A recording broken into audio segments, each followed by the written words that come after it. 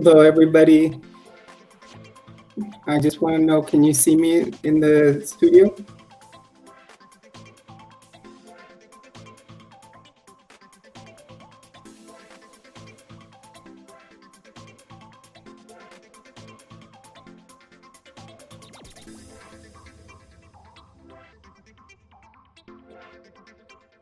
Hello, everybody. Can you see me there?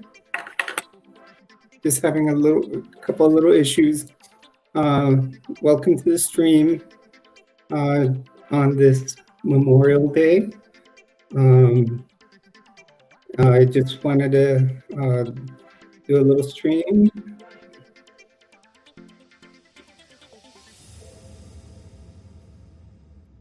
Oh, okay, Alice. Thank you for telling me that. Yes, I was having a little trouble. I am now using, as you can see, I'm now using StreamYard, the same one Colaberry used. So if anybody wants to join, in on the stream, I can always send a link and we can all talk face to face. So As always, welcome to my channel. I am Jules, and any of you that are on my channel are considered my treasures.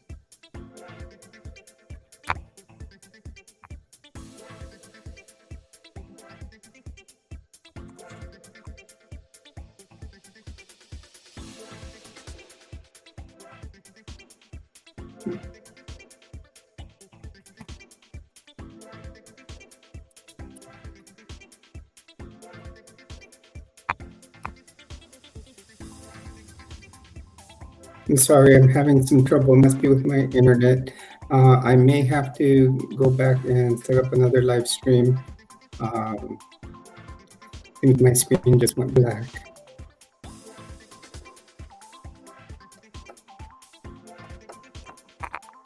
Okay, I'm back. I'm sorry. I don't know what trouble my computer had there.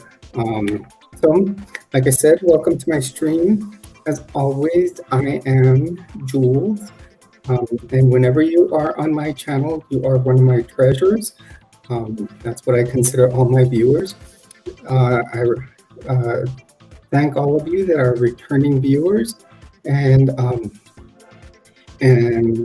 all of you that are new.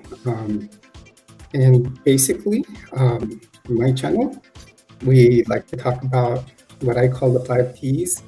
I talk about, and that's why it says 5T1 right there on there. Talk about transition. I talk about triathlon. I talk about training, trends, and tips. Now, each of them, it kind of has several meanings. Tips and training, I do talk about my triathlon training, and I also like to give tips about being prepared in any type of situation that you might find yourself in. Also, you know, I like to talk about the trends and maybe new clothing that I've bought.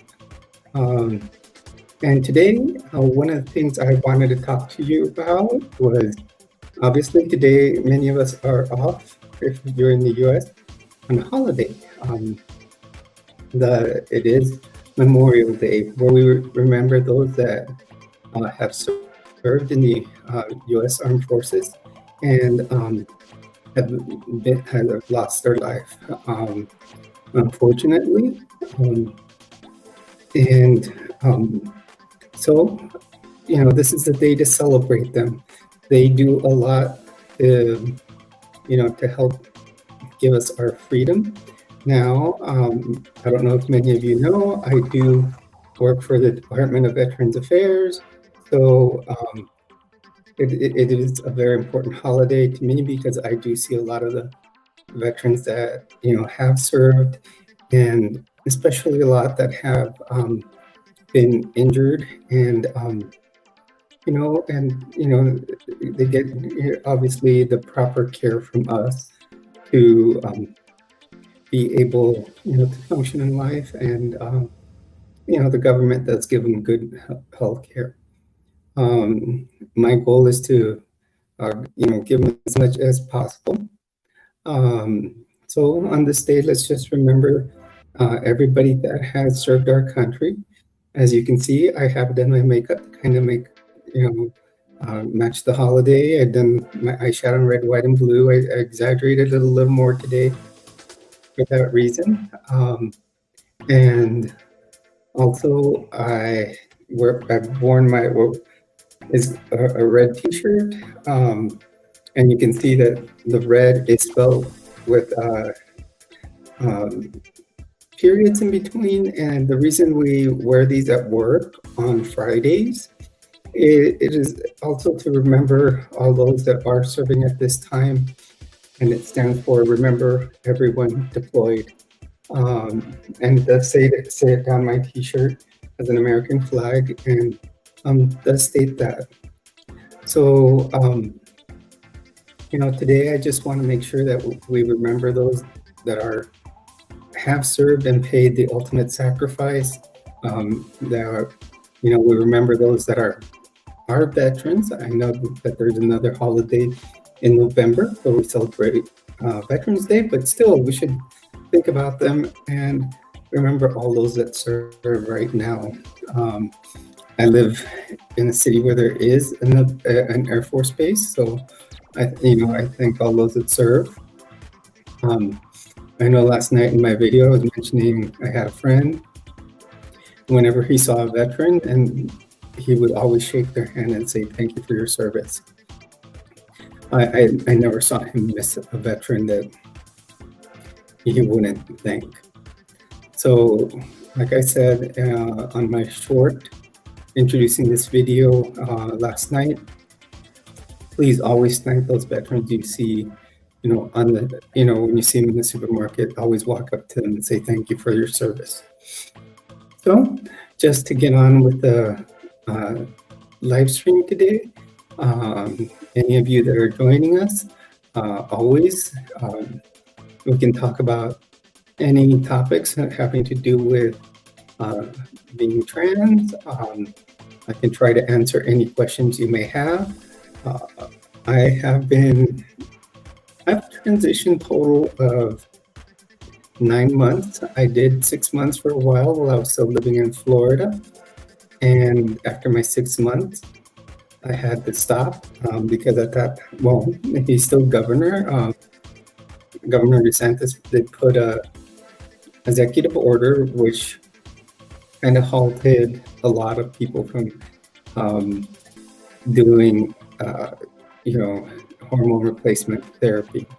So it was mainly for minors, but a lot of doctors decided to stop doing it, for adults also. So I did transition for 6 months. Things were starting to go well, and now I have since moved to New Mexico. In New Mexico, it is nice because we are accepted here, and actually New Mexico is also considered what they call a sanctuary state, and much of the healthcare that you can't receive in other states, you can come here and receive it. And hormone replacement therapy is one of those, and you can come here and not be worried about someone threatening you in any way or anything like that. That was a bonus when I moved out here. I had already planned on moving out here to New Mexico years ago. I had taken a trip for some government training, and so then I liked it out here, and I planned back then to move out here. So basically, it is a very nice state. They call it the land of enchantment, and to me, it definitely is. Let's see what you're saying, Alice.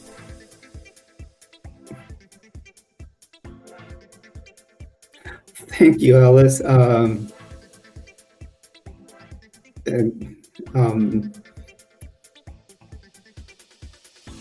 That was a nice thing to do for your ex.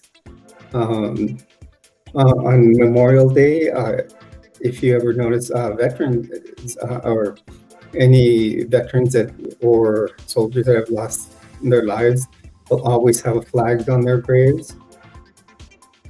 But I thank you for the compliment. I'm always trying to look my best, but like yesterday, I had just done a bunch of running around when Berry was on here, and I actually had no makeup on, so I couldn't go on camera. And I'd gone out. I'm starting to do my desktop computer. Probably by Thursday it should be done. I'm waiting for some parts. Right now I'm using my laptop, which is actually hooked up to one monitor. So it's my laptop. I can watch myself. I'm watching me on my laptop, which also mirrors my my desktop monitor. So I'm kind of watching a dual image of me. But Thursday, I should have a switch where I'll have dual screens, and I'll have a new like hard drive, and so it'll be nice, and then my laptop won't be the main source of power here.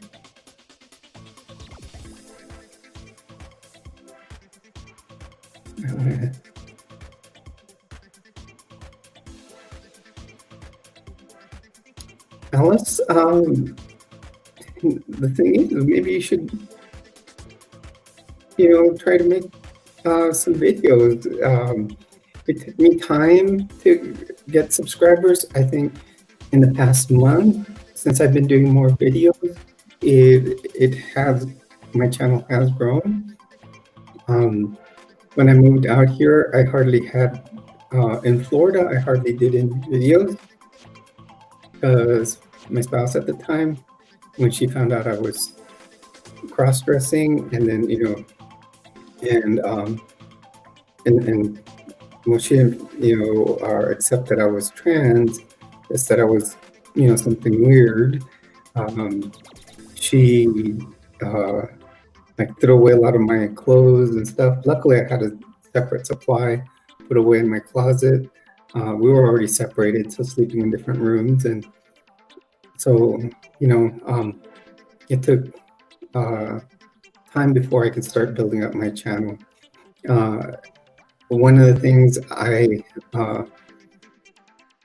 just done lots of videos, and that way, you can grow your channel.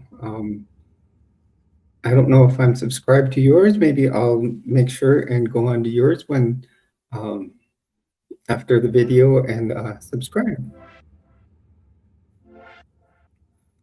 I plan to do this live stream for about an hour, and if we get more people on here that want to talk, and I have all day. I have the day off, obviously, because it is a government holiday. So I'm open.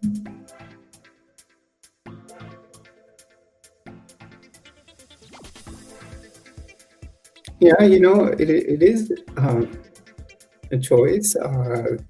First of all, you shouldn't have anybody forcing you to do it, but it really isn't I should say it's not a choice. It's how you feel inside. I felt, since I grew up, I always felt there was something feminine about me. In my teenage years, when nobody was home, I would, get dressed in my mom's clothes, put on her makeup, and just I enjoyed it, and I knew there was something different. I know when I was little, once I learned how to I was potty trained. Whenever I used the potty, I was always sitting down, even when I was peeing. I didn't want to stand.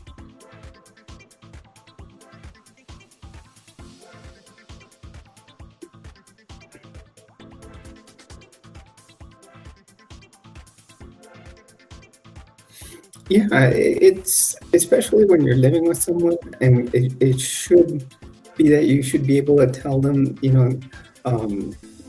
the person I was with was a very liberal person, and she wasn't accepting of it, which I found it strange. And yes, you should start your transition. I think Colaberry and I both said it. Make sure you go to, the first thing I would suggest is you find a good gender therapist.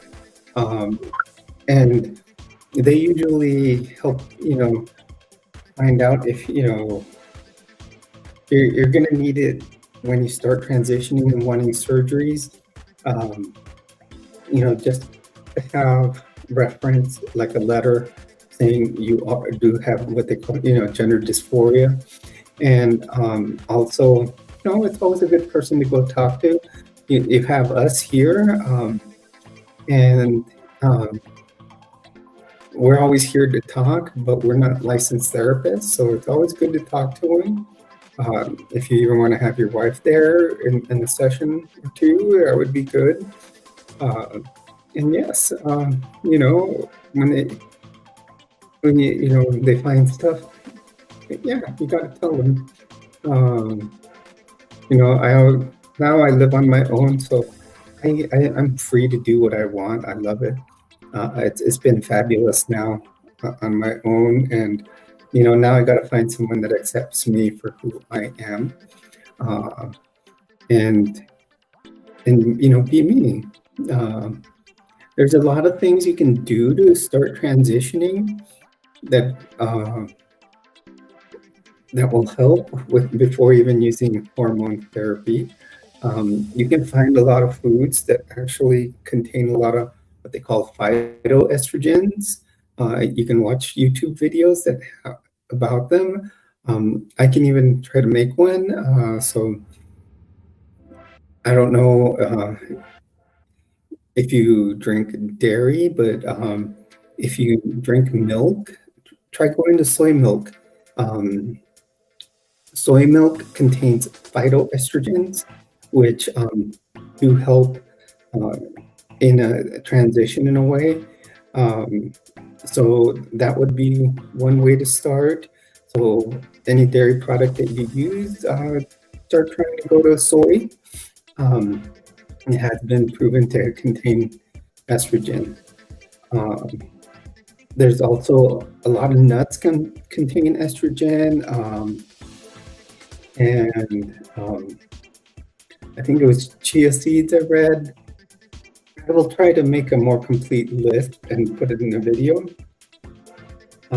It's a, you know, you can look it up online.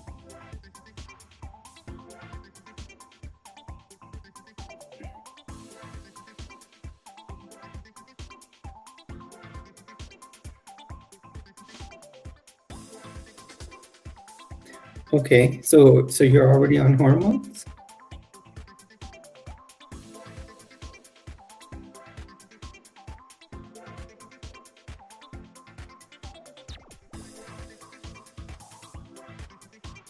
Well, that's good that you started in August of 21.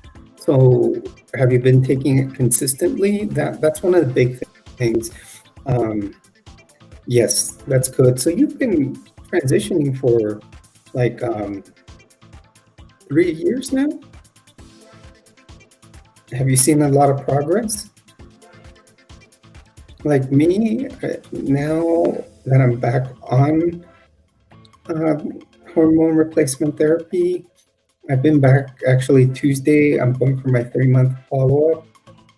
I will get my blood work done, but I am definitely seeing a lot of progress in my chest area, as you can see. That's from 3 months on hormone replacement therapy.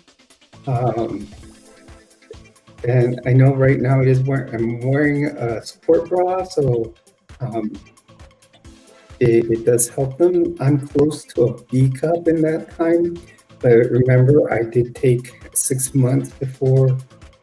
When I was in Florida, I was 6 months on HRT. Um, oh, okay, so less than a year. So let's see, we are in June, so you've been about 9 months.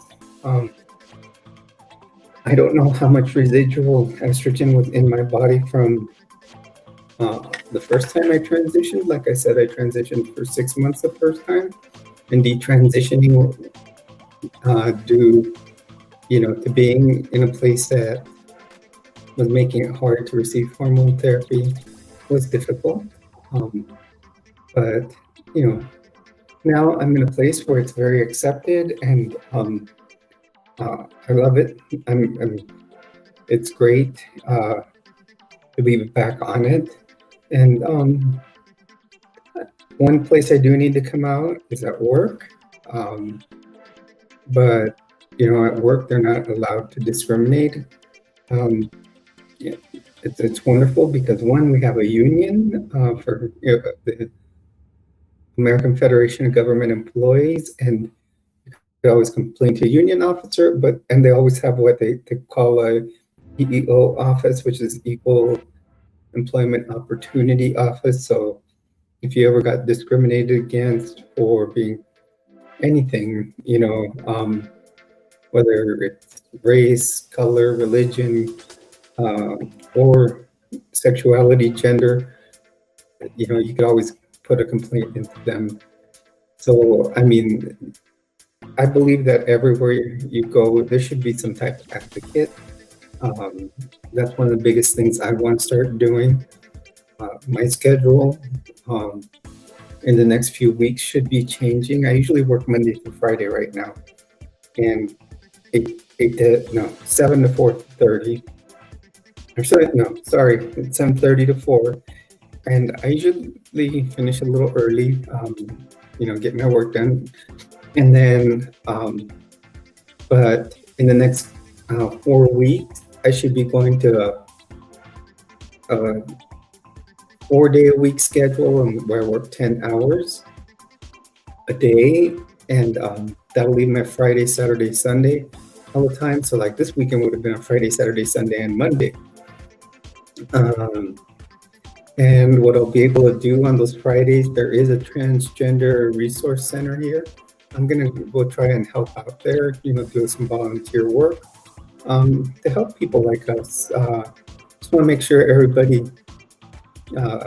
kind of, gets help, and knows that, that there are people like all of us out there and that we're all, serving different walks of life. So, it'll be something good. That's one of the reasons I am here on my channel. And it has been growing slowly. Hey, Cola Berry, great to see you here. Do you want the link to join us? Oh, okay. I know, I gotta go subscribe to Alice.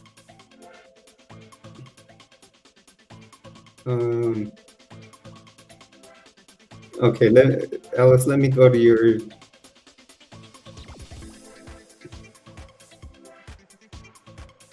I'll have to subscribe after the link, but you'll have 3 subscribers. So, we'll have to start including you in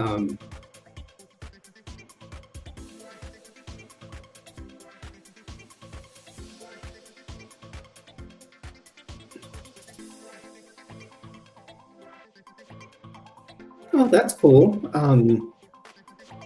So what kind of shirts do you make?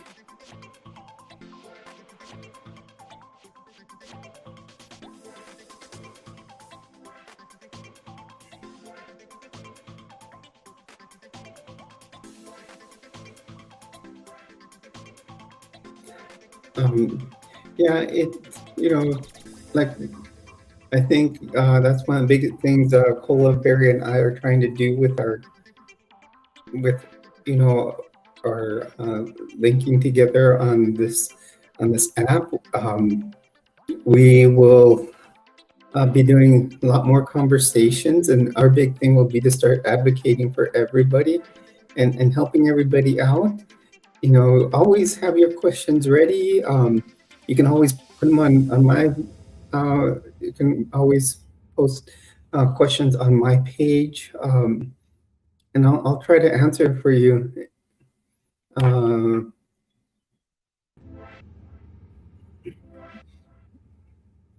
Oh, that's cool. Maybe when my channel gets big enough, you can design some of my merch.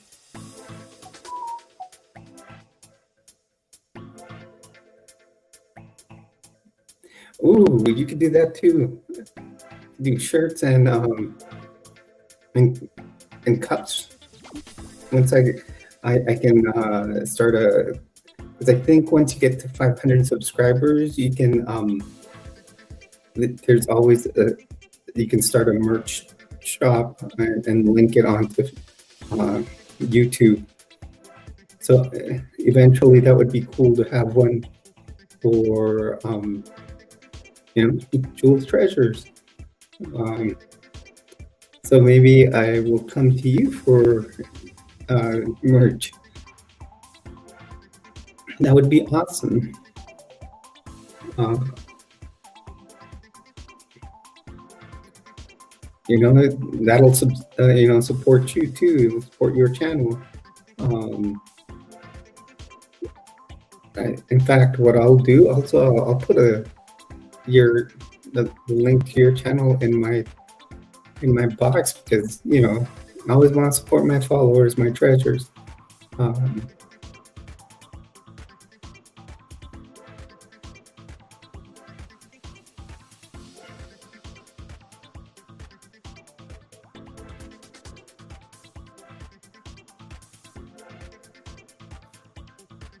yeah, one of the big things I like to do, and that's what I like to tell people, my subscribers, or like I say, I call them my treasures. That's why my channel is Jules Treasures. I always say, if you have medical questions, feel free to ask me. If I don't have the answer right off the top of my head, I can always go to many resources on the computer at work, and get answers there. We have many medical journals I can get through the computer and get the answer there. And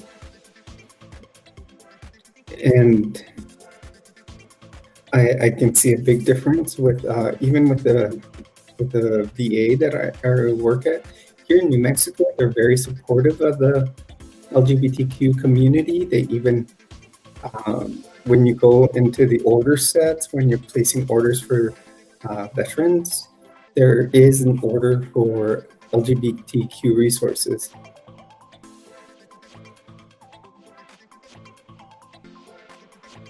Yeah, I see that she's been a labor and delivery nurse.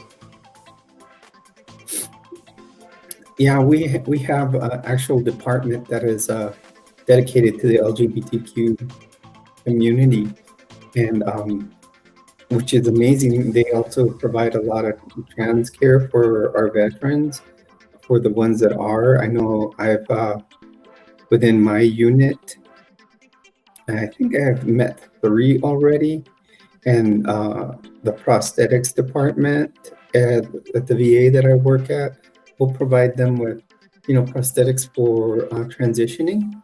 They will provide wigs. They will provide, breast forms and different things, so it can help those veterans feel more gender euphoria as opposed to gender dysphoria. And and they provide them with the proper therapy. They'll provide them with HRT. They will also any therapy with a gender therapist. So it's a cool thing to see. And they make sure that we ask them their pronouns.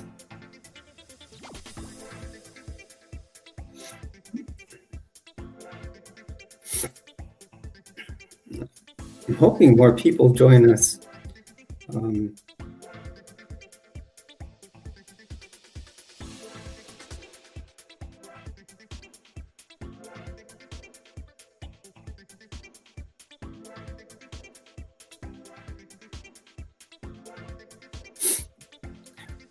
Well, I'm going to tell you, at a VA, it does have a bad image because of the things that happened before. I know they've been trying to improve healthcare for the veterans before. And I'm going to tell you one big thing. It does depend on the doctor that you may be talking to, and who you go to. Like when it came, I'm gonna let's say the doctor I used to work for, he was a nice person, but he wouldn't take between doctor's appointments to see his veterans. There was always a 2-hour wait, which is not fair to the veteran. themselves. They would get there early as they're taught, and because in the military, they always say that early is on time. And I would finish doing my intake quickly, and then he would take his time to, talk to the vets that were before them and prepare the chart. And then next thing you know, it was 2 hours of wait. I would have 3 veterans waiting that were deep in the lobby, and he would just take his time. Now, my doc, now I can take veterans early, and she will definitely take them early. So it's a lot, and like I always say in nursing, one of the biggest things we always say, it's the individual, and here it had to do with the individual doctor, and because as nurses, we look at individuals as like each patient individually. You may have 5 30-year-old men, but they're all going to have different issues, and you gotta, and they may all have one diagnosis that's the same, but you're going to treat them differently because their bodies may react differently to different medications. So, in the same way, doctors are individuals, and they're each going to do things their own way, and that was, that's why sometimes it is a hard time at the VA.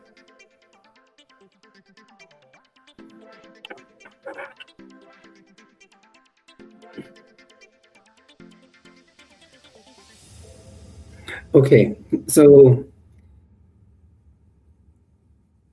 your mom was in the military.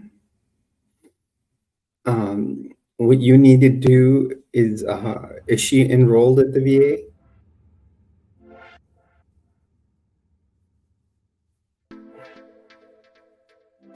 Because if she is not enrolled yet, you need to get what's called a DD 214. And you have to find out what years she was in.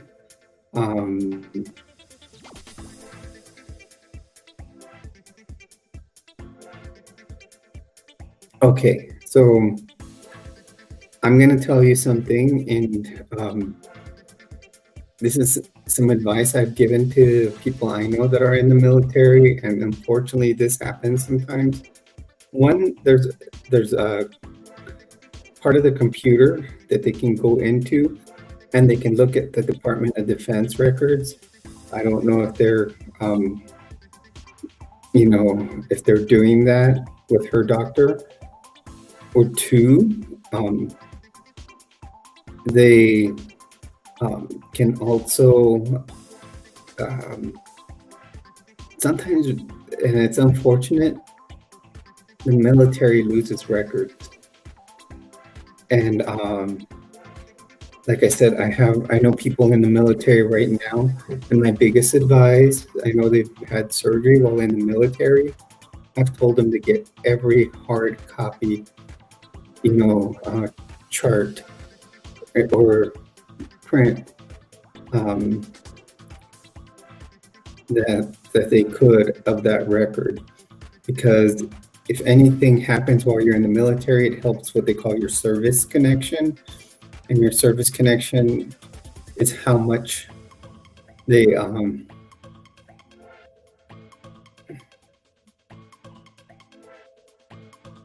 I believe that that'll happen a lot. They're either blacked out, or they're or there's a reason. Sometimes they get lost. So like that's why, like, when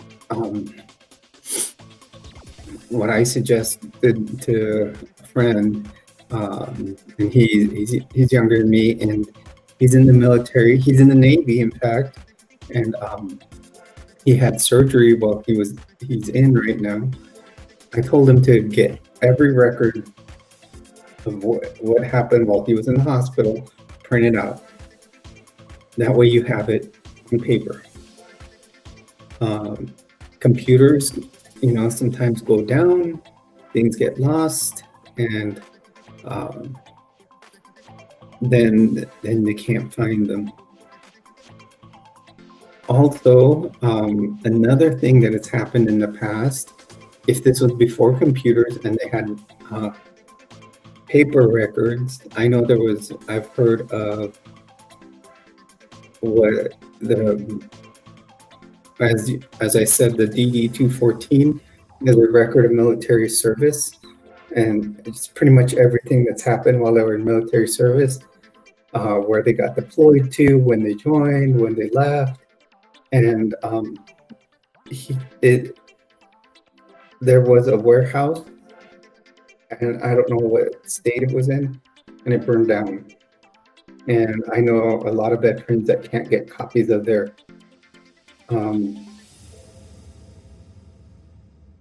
DD-214. Yes, 70% is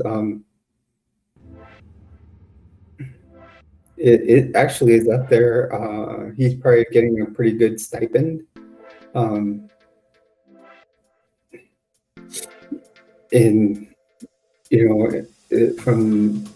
the government. I have a friend, and she is at 100% service connected and receives about $3,500 a month.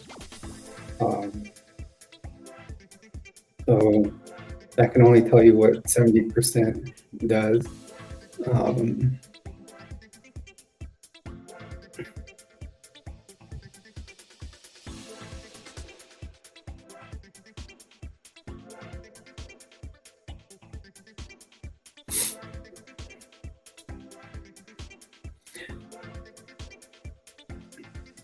Yeah, all us as government employees, we were told we had to take at least the first 2 shots.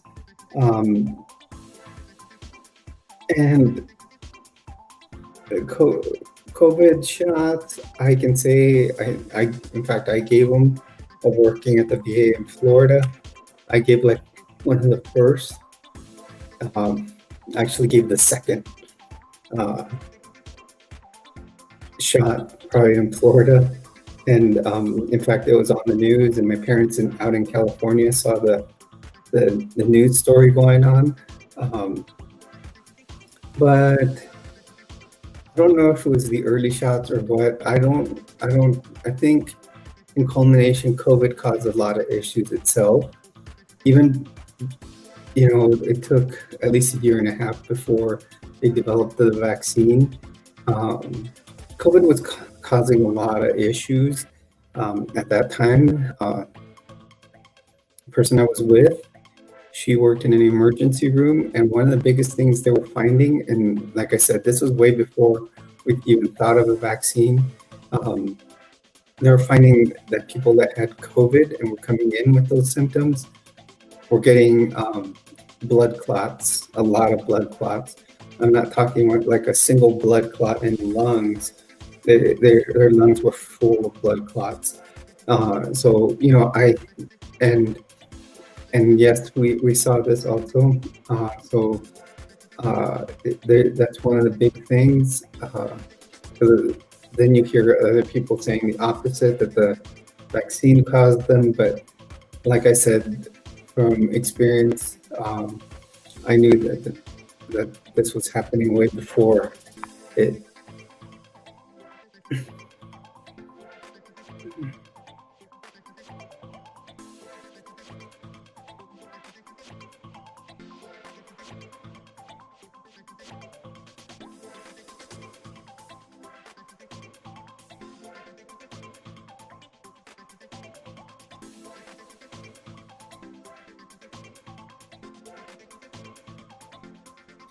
Yes. So when it comes to COVID,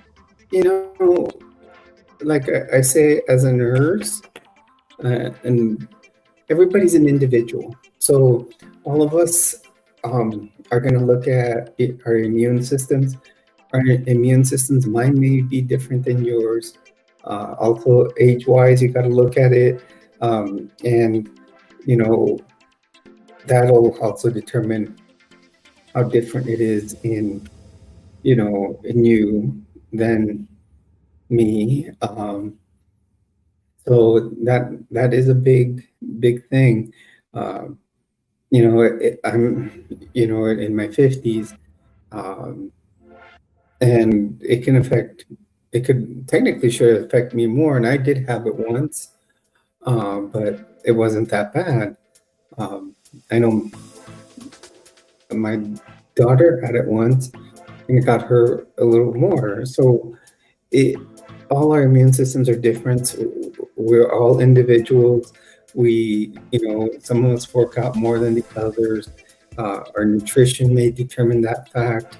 There's so many things to put it into perspective that, you know, and it's not just COVID, it's any other disease process that we may have in our life that is determined by a lot.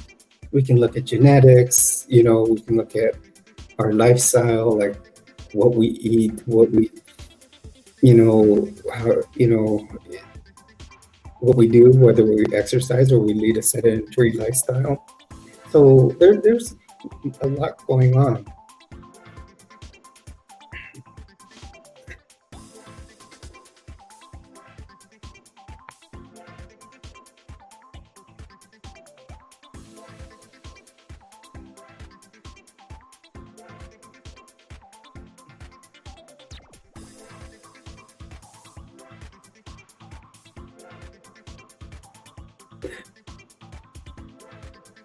Yeah,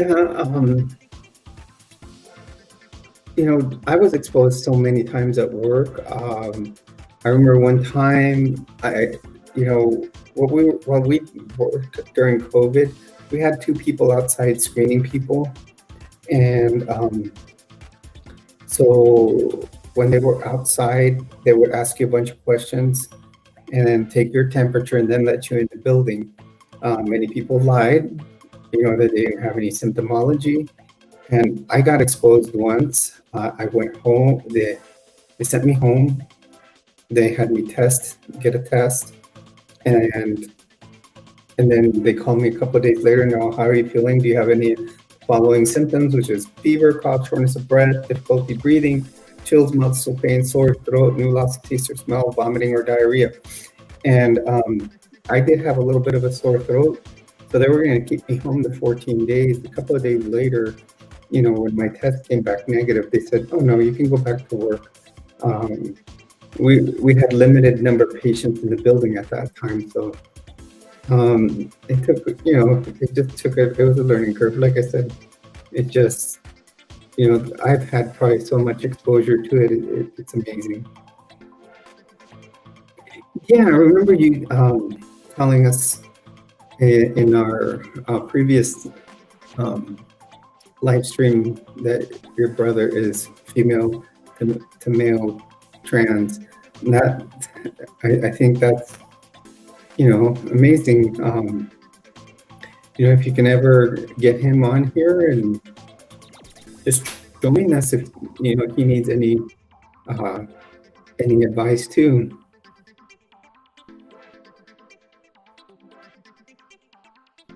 No, if we were positive, we didn't have to work. So my test came back negative that one time, but I still had a little bit of a sore throat by the time the test came back. So they kept me home for a couple of days and they called me back and then they said, no, we're going to clear you to come back.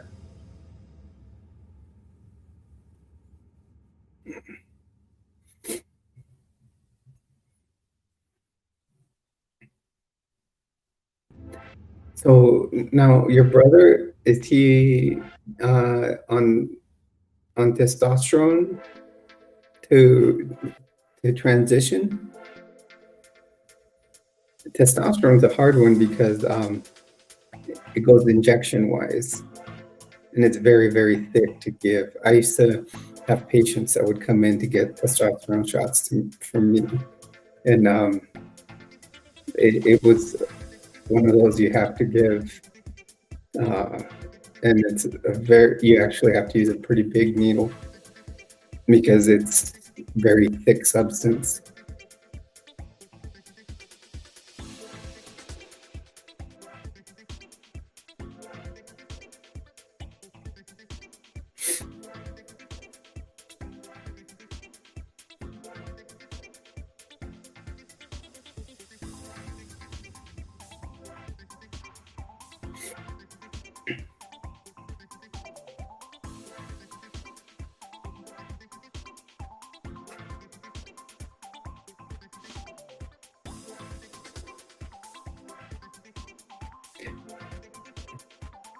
Now, Les, do you mind sharing what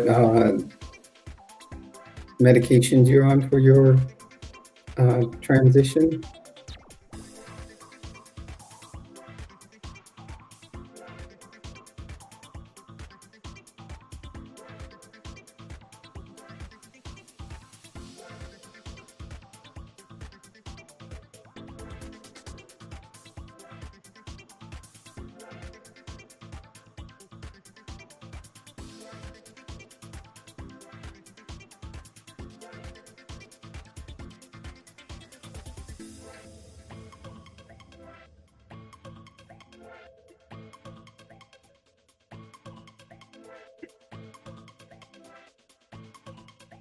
Have you changed your name legally? I still need to go do mine.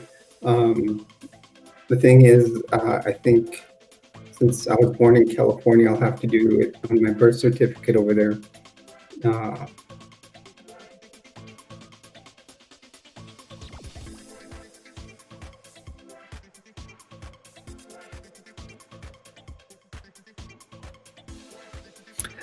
Me, I'm on 3 medicines for that can be for transition.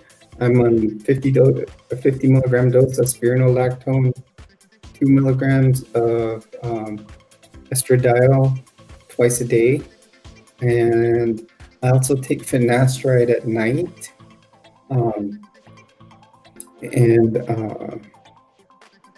Finasteride I started before the other two. Finasteride is a testosterone blocker, but more of a single testosterone blocker. It's used to block the testosterone that causes hair loss. So when you see keeps or hymns advertised on TV about hair loss, so basically that's a mix of finasteride and testosterone, and I'm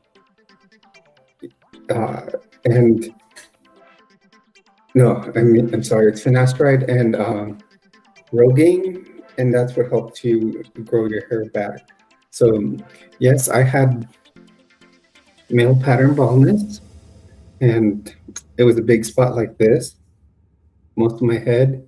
Now I'm down to probably about this much, if not less. So hopefully I'll get it back a full head of hair. And actually right now it's pretty long, like getting close to my wig's length. I can actually, today I did a ponytail to put over my wig over it, and it actually was pretty good sized ponytail.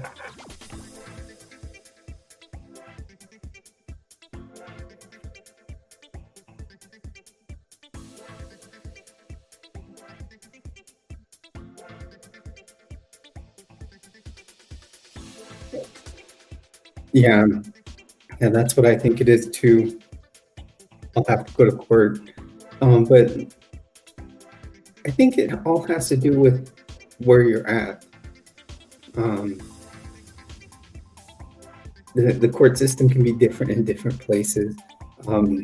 Like, I think, for example, when I was going to get my New Mexico driver's license, they said you could just ask them to change your pronouns on there, or your gender. So you could choose, male, female, or an X. When I went, at first I was going to do the female, and then I said, I'm going to tell them to put an X. But the lady at the DMV was insistent that it couldn't be done unless that's what it showed on my previous license. So I think, but I read right on actually it's not the DMV here, it's the MDT. I read on their website that they can just change it.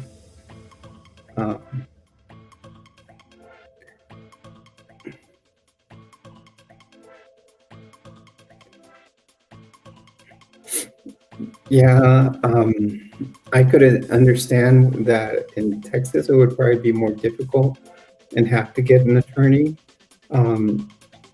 Like in California, I think they're a little more easygoing, and they can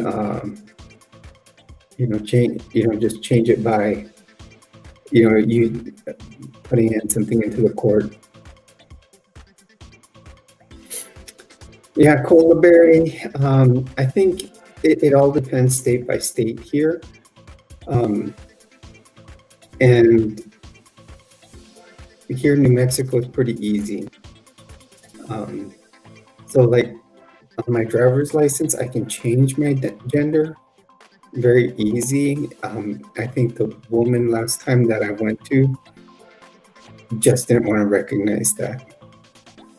And I still have to update my license one more time to what they call a real ID. So I'll probably then change it to female. Okay, so Alice, tell me, why are you worried about it with the baby?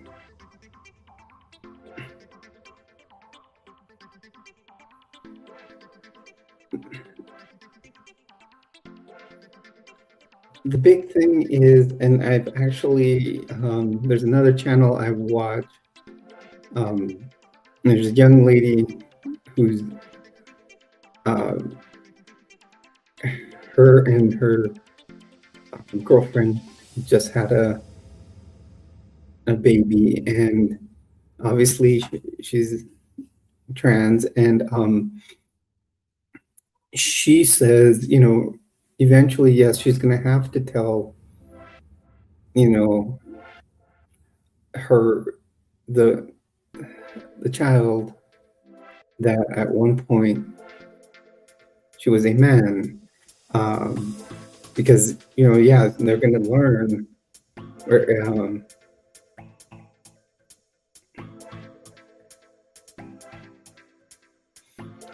okay, all you have to do is make sure that you continue paying your child support, and just tell the department that you've changed your name.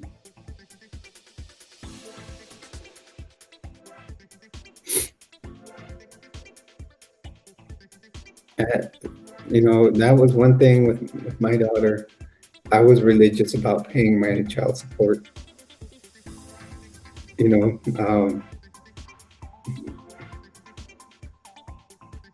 Yes, I am. Cola Berry, do you watch Mama Shar? She lives in the same city as me. I still haven't met her in person, though. I've been trying.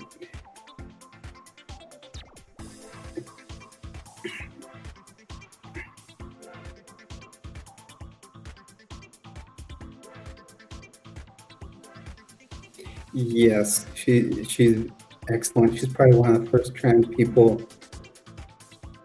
Yeah, Cola Berry. See, I'm surprised we didn't meet earlier. That's about when I started following her a very long time ago, when I started really getting curious.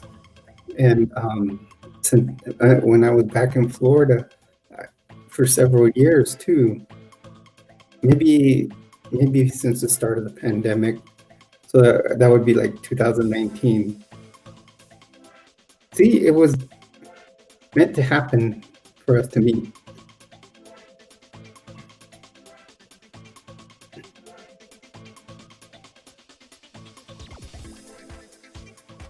Alice, her channel is very good, and like I said, I think she did a video about the same issue you're talking about.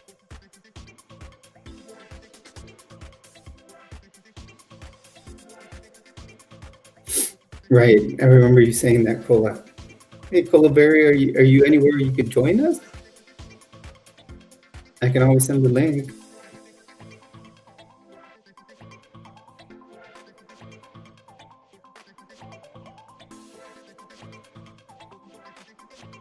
Yeah, mine used to have a different name too. In fact, it's linked to a different email account. When I was originally going to change names, I was going to I I was going to originally go by Tristana. In fact, if you watch many of my first videos, I did go by that name, but then I went with Jules. It reflects a little bit of my dead name, but it also it's something I've always been called all my life, and that's why I went with it. And people already called me that, so I'm like, hey, it's androgynous. It sounds very feminine, more feminine. I said I'm just gonna go with that. Oh, okay. I hope you enjoy yourself with your family. So I'm sorry, I'm just combing my hair.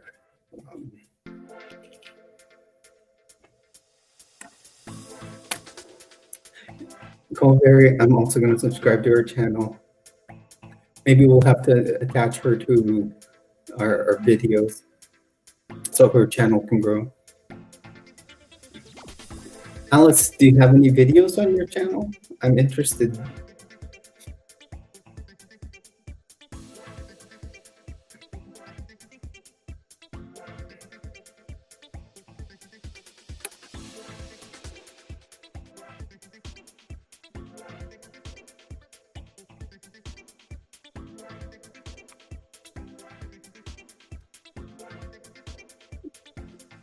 I have several people from when I worked at the VA and I moved here. So a lot of people that I worked at the VA in Florida know that I am trans. I had a hard time coming out with my RN over there. She was very religious, very Christian, and I didn't know how she was going to react. So then when I came out here one day, I said, I really need to tell you something. I said, but because I was using the Microsoft Teams at the office, and but then I texted her a picture and told her, and she was very accepting.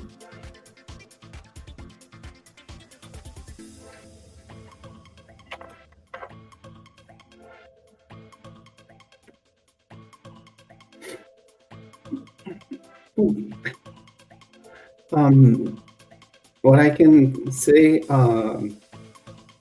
let's try to find one day a week and say half hour for and try to do your video. That's the best advice I can give. At first, I was doing them. They were very, very separated. Like every few months, I did one because it was hard too. I was under much scrutiny over there with my ex, and you know, like if she found female clothes that I was wearing or my makeup, she would throw it away, and and it couldn't be while she was in the house because it would be, you know, she was very critical of this.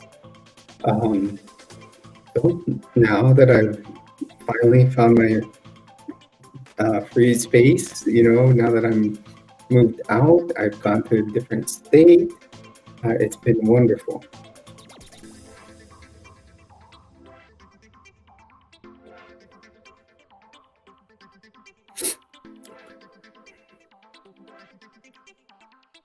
You know, it's like me, I've been able to decorate my place as my own. So you can see I have a trans flag here. I have my decorations.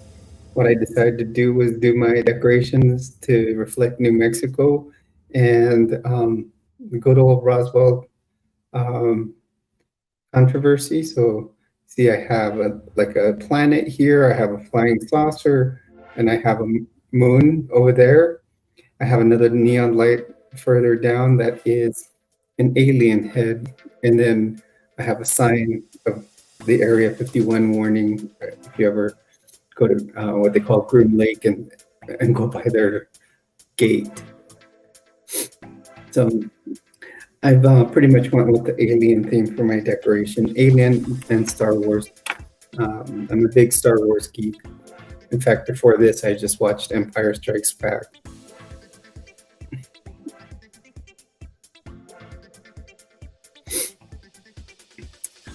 Now I do at least 4 videos a week. I don't know, you've probably watched my channel. On Tuesdays, I do the Transition Tuesday. I do, on Fridays, I like to wrap up the week with a video. Then I like to do my Survival Saturdays, and then Sunday, what I call Sunday Run Day. If I've been running, I like to kind of give my stats, kind of talk about, you know, triathlon training. So it kind of covers everything. Fridays, I like to do different hauls I might have bought from, you know, whether I've ordered them off of Temu, which is where I like to buy a lot of my clothes, or I found a liquidation store here, and they sell a lot of Shan stuff that's, you know, there, and you can buy like, you know, a dress or a blouse for like $3, or if you buy 2 of them, they're $5.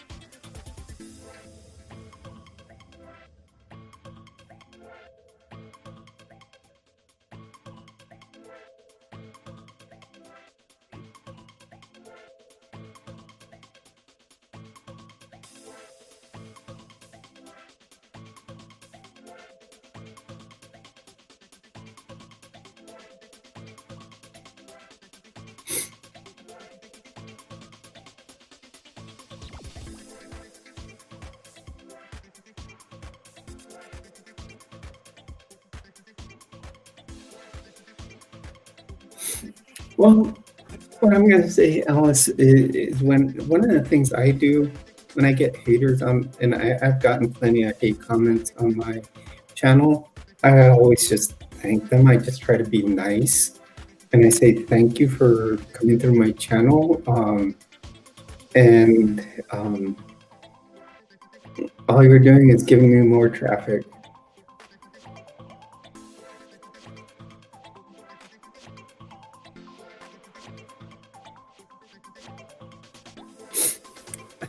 Berry, I do the same thing sometimes. I'm just sitting here and I'm like, let's just do a video now. Sometimes I'll do an X-Ray Thursday video. Sometimes I'll do 2 videos on Saturday.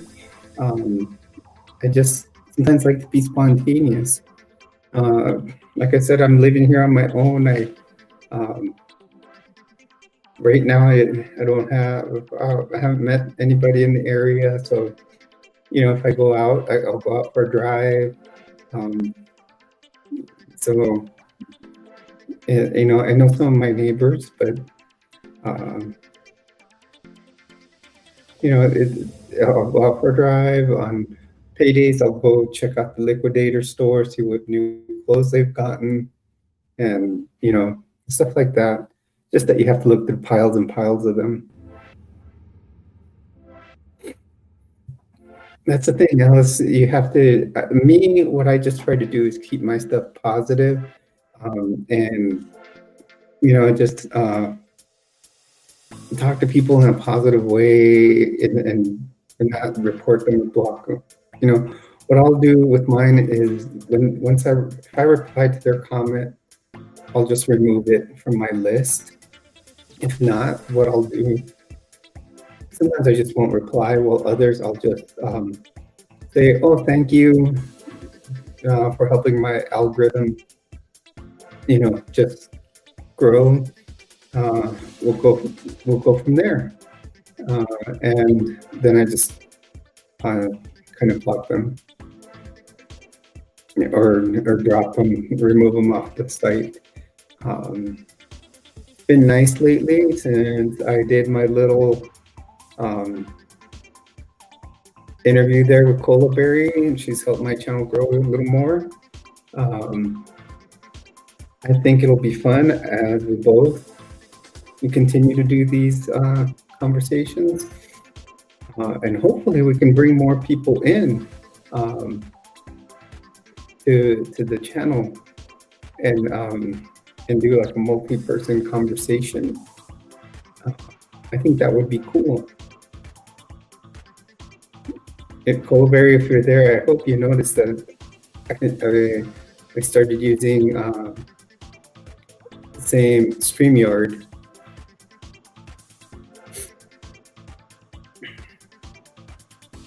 I liked it, so I decided to use it.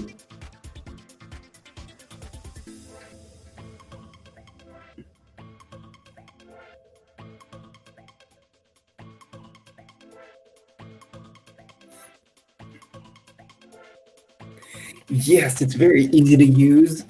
Before and see, right now I'm going off of my laptop, and using the webcam on that while I finish my computer build, which the main part of it should be here tomorrow. And my laptop is actually hooked up to the one monitor, and what I have to do is just basically, it's nice because I have, basically I'm watching myself on two screens, so it's kind of weird right now. I liked it because before I had to put up a tripod, record on my phone, and then after that, load it onto the Google Drive on my phone. After I've edited it, I would load it to the Google Drive on my phone, then go into the Google Drive on my Chromebook. Then from there, I would load it to YouTube. Yes, I was using YouTube Create, so that's why I use a lot of little GIFs and stuff. But I liked this way, or at least for the live stream, because it makes you can put the background, the music, and everything. So I liked it a lot when we used it the other day. So thank you for guiding me to this.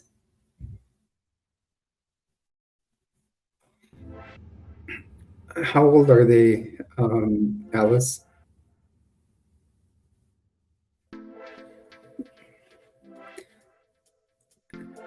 Alice, you might have to design t-shirts for me.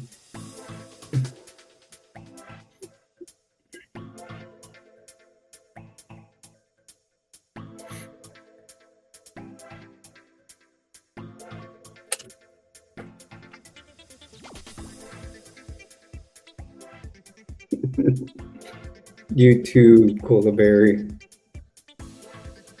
You're awesome. I'll really, really think me and you can help this community grow.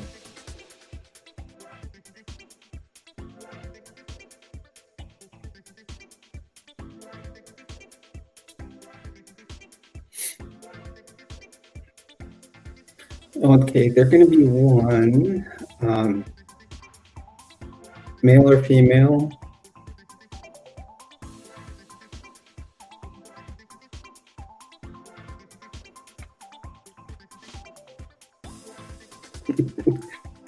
Don't blush. You are awesome.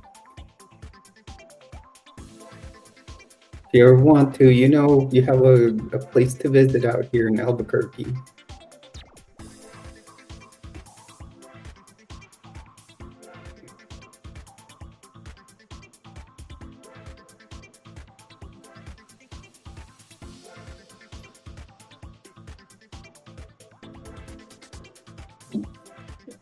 I gotta get, I think I'm gonna have to get some new type of lenses for my glasses because as you can see, the computer screen is flashing on there.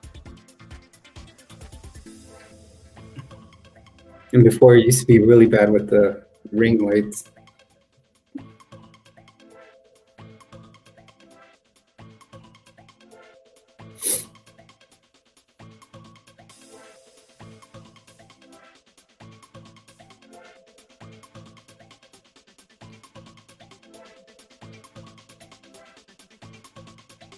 Also say from Auntie Jules.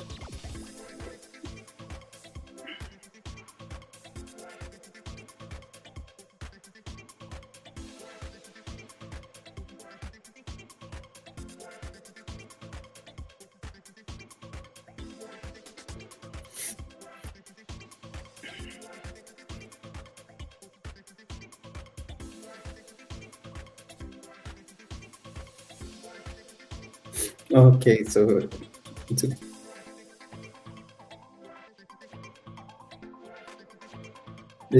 so she sleeps a lot. It seems she's always napping when we're talking.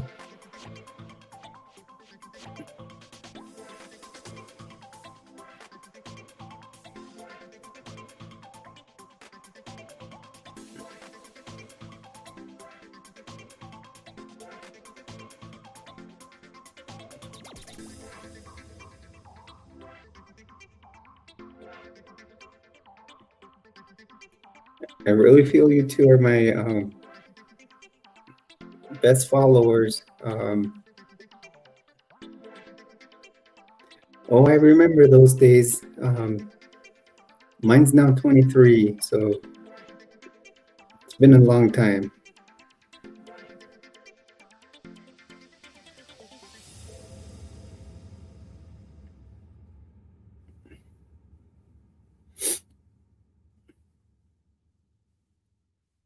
Cola Berry, always remember, or either of you just always remember here in Albuquerque in October, there's a big hot air balloon festival where I think thousands of hot air balloons just launch out by the Sandia Mountains here, which is right by my place. So if you ever want to visit during that time,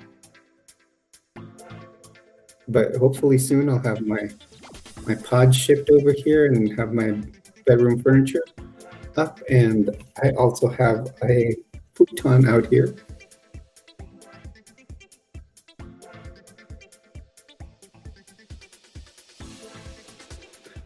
Oh, Alice, you never know. I have a stepson and a daughter from my first marriage.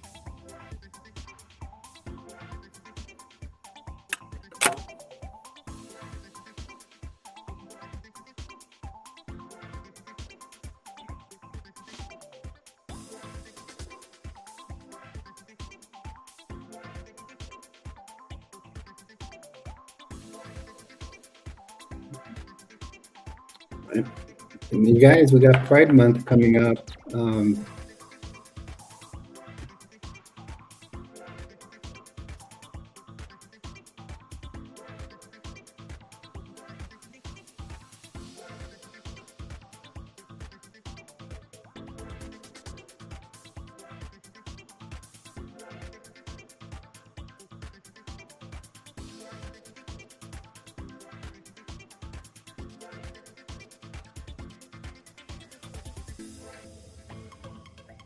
Okay, sounds good, Cola Berry. It's good seeing you.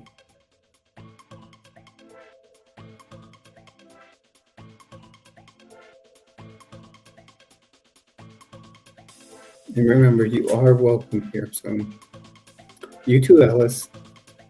You're not far. We can meet halfway one day. You're in Texas, and that was the last state I drove through to get to New Mexico, driving cross country.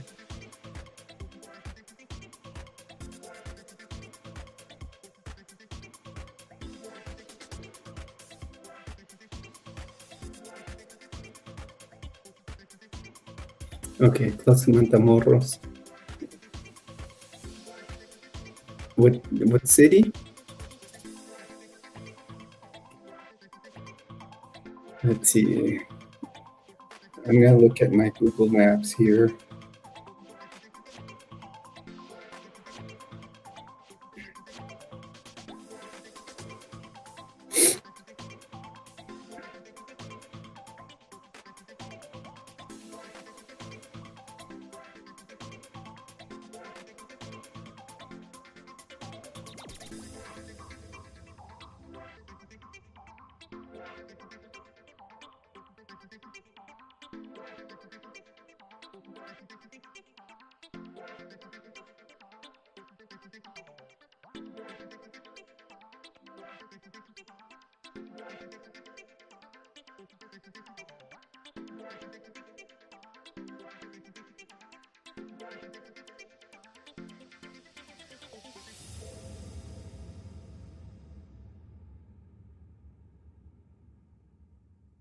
So you are about 977 miles away, which is a 14-hour drive from what I see. Actually, that's not bad. I know it's a 12-hour drive to my hometown in California.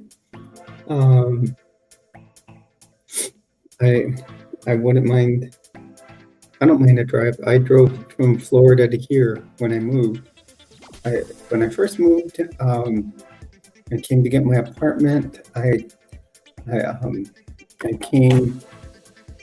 flew out here, rented the apartment. I had no furniture. I was sleeping on the floor. I had to go buy an air mattress, and then started from there. And then I brought. What I ended up doing was slowly buying furniture here. I think, as far as furniture, I have spent about $150 on furniture, and I've gotten a futon, a full dining room set, my computer desk, and it's been great. And then I have 3 shelving units that I got for free the other day. I think, sometimes we just got to look for bargains. I'm a big bargain hunter now. My computer that I've built, I think I'm spending about $200 on it. I think let's say the Chrome box, spent $40 on. I did the first monitor that's on my left here. I spent $70 on it at Walmart. It ended up being $90 with the warranty. And the one on the right, that's going to be the second monitor. It's an older monitor, Hewlett Packard one, but I found it at Goodwill. It was $3.99. And then my keyboard was $5.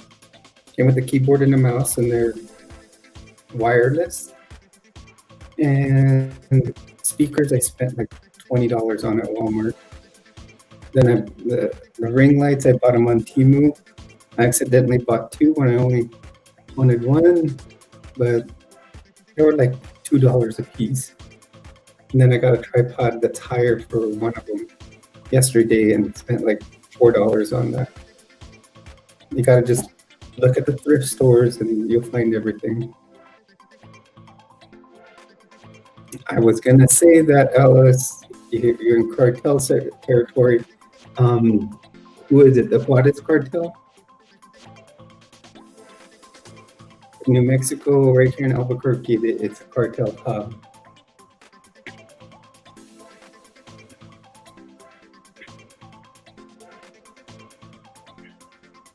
Now, uh,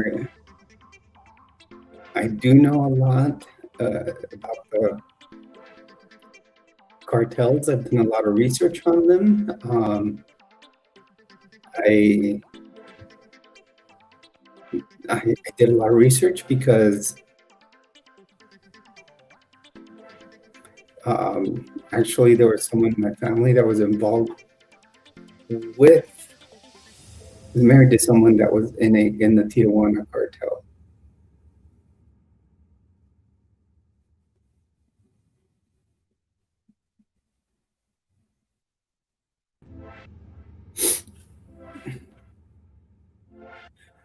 Okay, so tell me, Alice, how much would it cost for t-shirts? I do have to come up with a design, but once I can start putting merch advertised here, I would love to do, you know, one of my treasures, give you the business of getting merch, designing my merch and producing it for sale.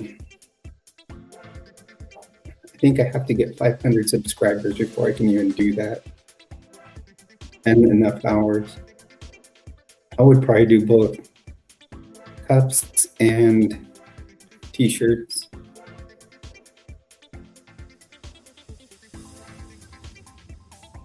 And I'm just putting lotion on my hands. My hands are always the only coarse part of my body because, the estrogen does help with softening skin up, but I have dry skin on my hands because I wash them so much.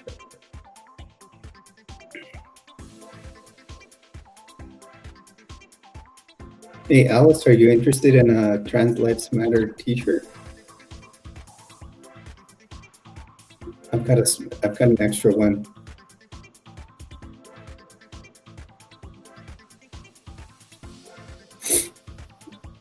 Or would it be, well, I don't know. Texas is so conservative, it wouldn't be, it would be, I think, not a good place to wear it.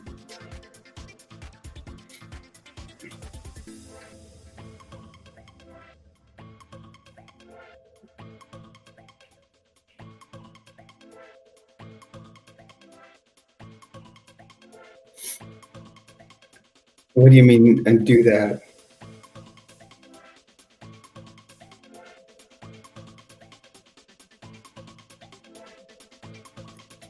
You say you also do cups? What kind of cups do you do?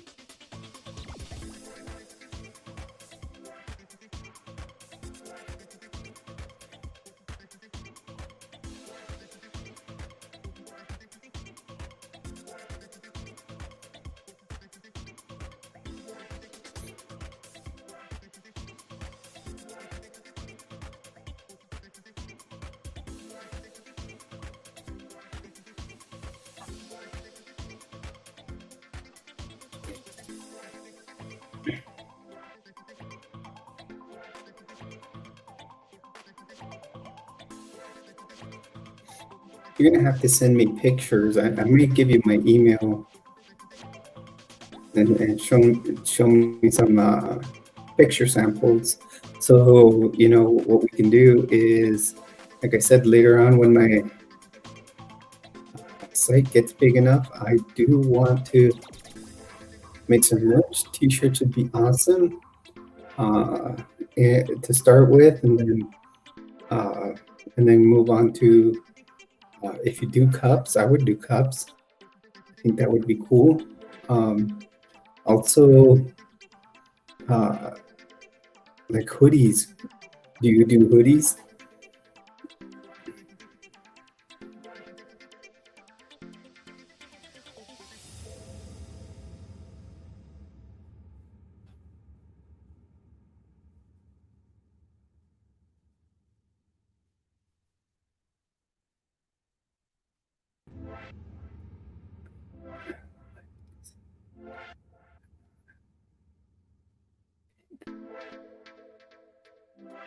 Okay, so you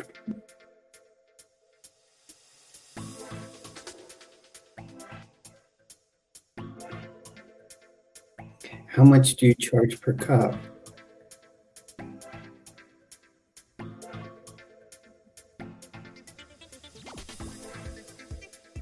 Now, say if I ordered a dozen, what would be the amount?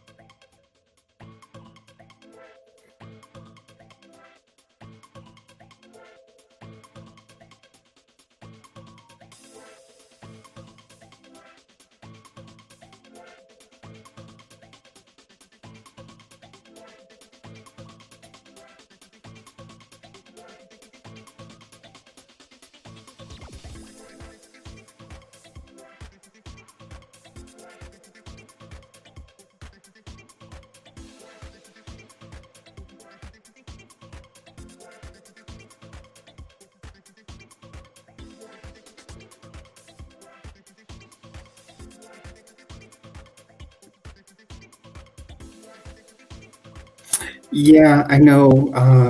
One moment.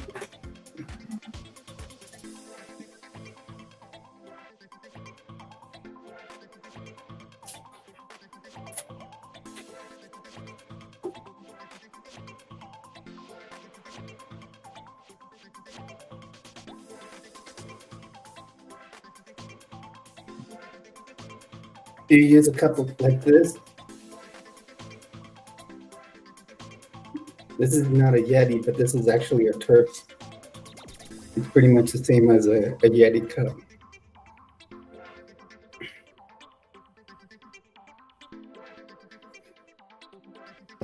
Now, I'm more of a Tervis person. They were popular out where I lived in Florida because their factory was like an hour away. So there were a lot of places that sold Tervis cups there, or Tervis tumblers. Um, and that's my, uh, that's the one that's like a Yeti. They also make these in plastic.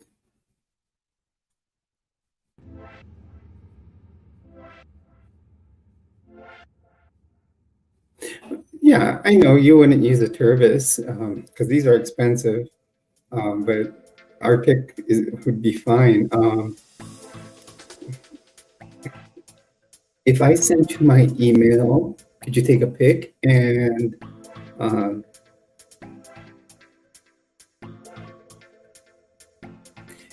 if I sent my email, could you take a pic and send me one also of a T-shirt?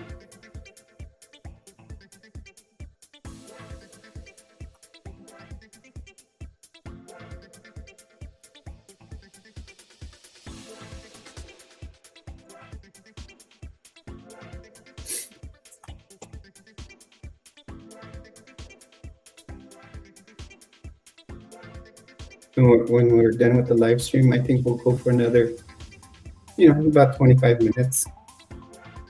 Just go for the 2-hour mark.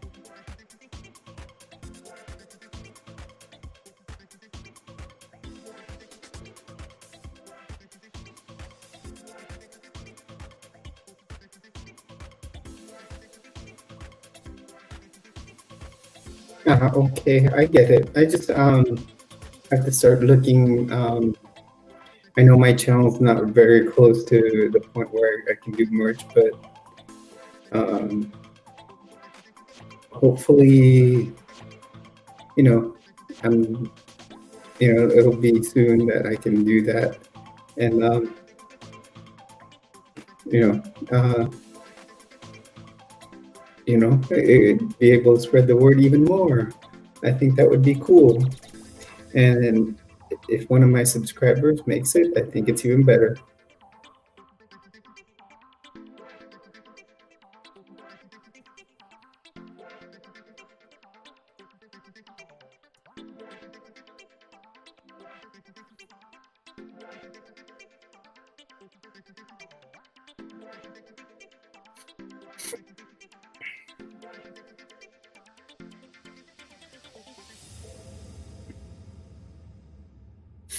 What do you use for shipping?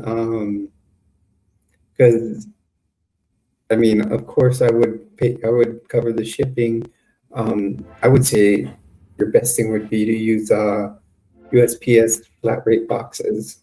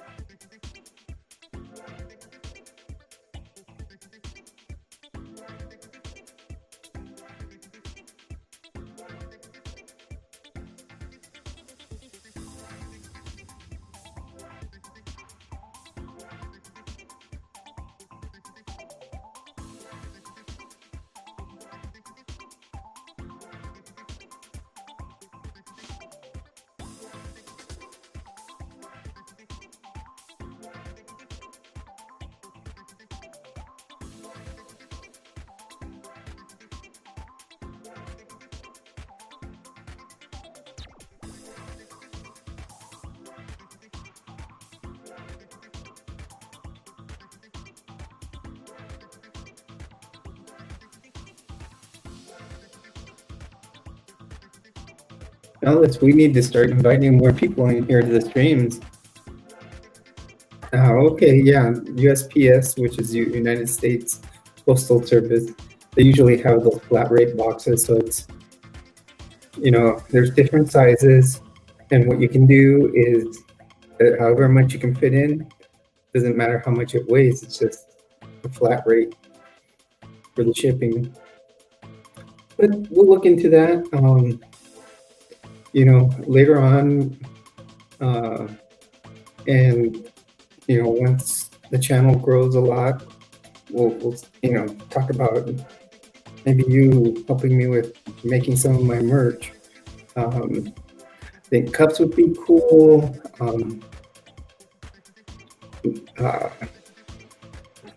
Then t-shirts.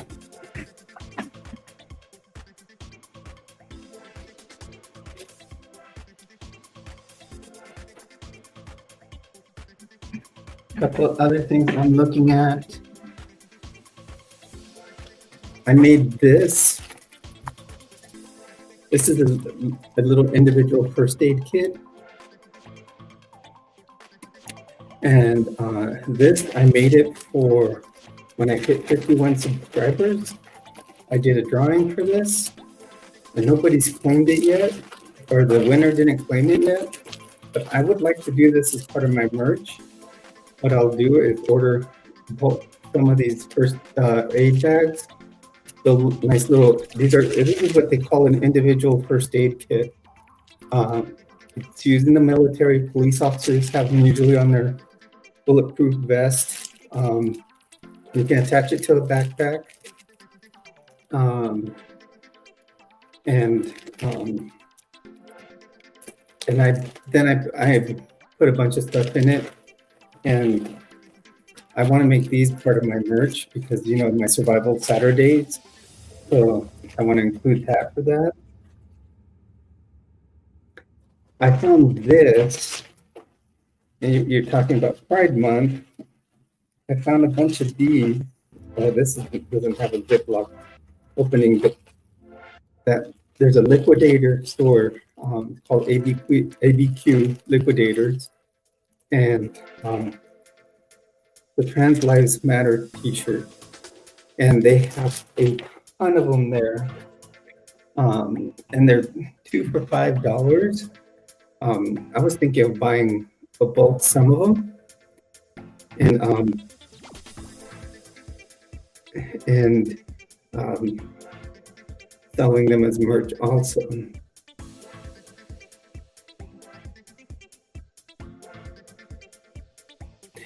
Yeah, this would be cool. The Pride Month T-shirt. You know, you could design one with rainbow. You can do several types. You can do like one for, you know, LGBTQ in general. You can do one for even just trans in general. I'll be right back. I got 2 Pride T-shirts.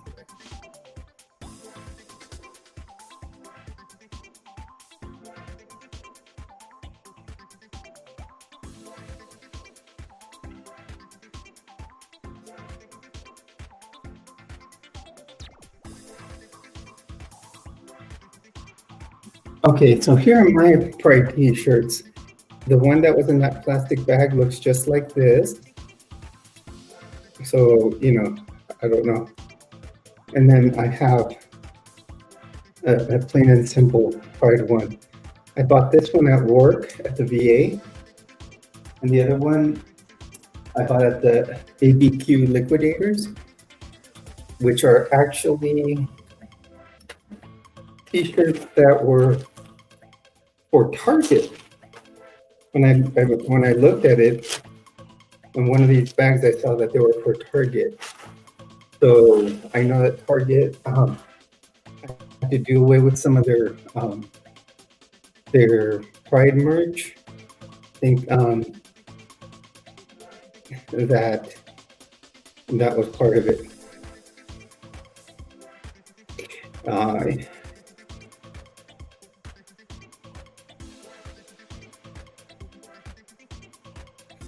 Yes, Alice, I've been through 6 major hurricanes. I've actually been to Texas.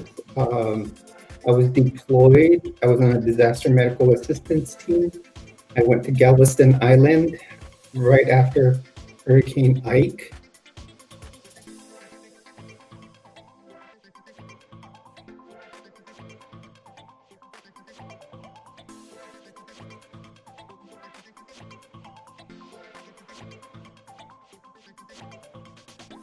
What do you mean to come up with a rim?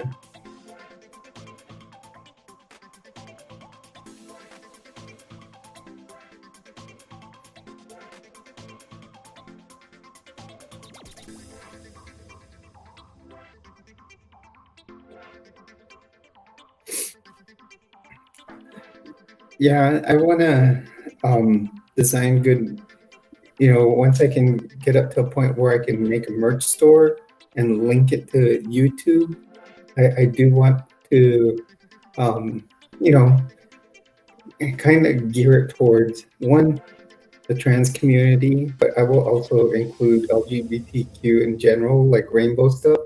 But mainly, I would like to do a lot of a lot of trans stuff. T-shirts, and like you said, cups would be cool. And then, like I said, I want to do something geared towards my survival Saturday videos. So I will do like the first aid kits. And then, I don't know, I didn't spend much on this trans pride flag, so maybe order a bulk of them and then have them and then sell those. I think that would be cool. And like patches or decals,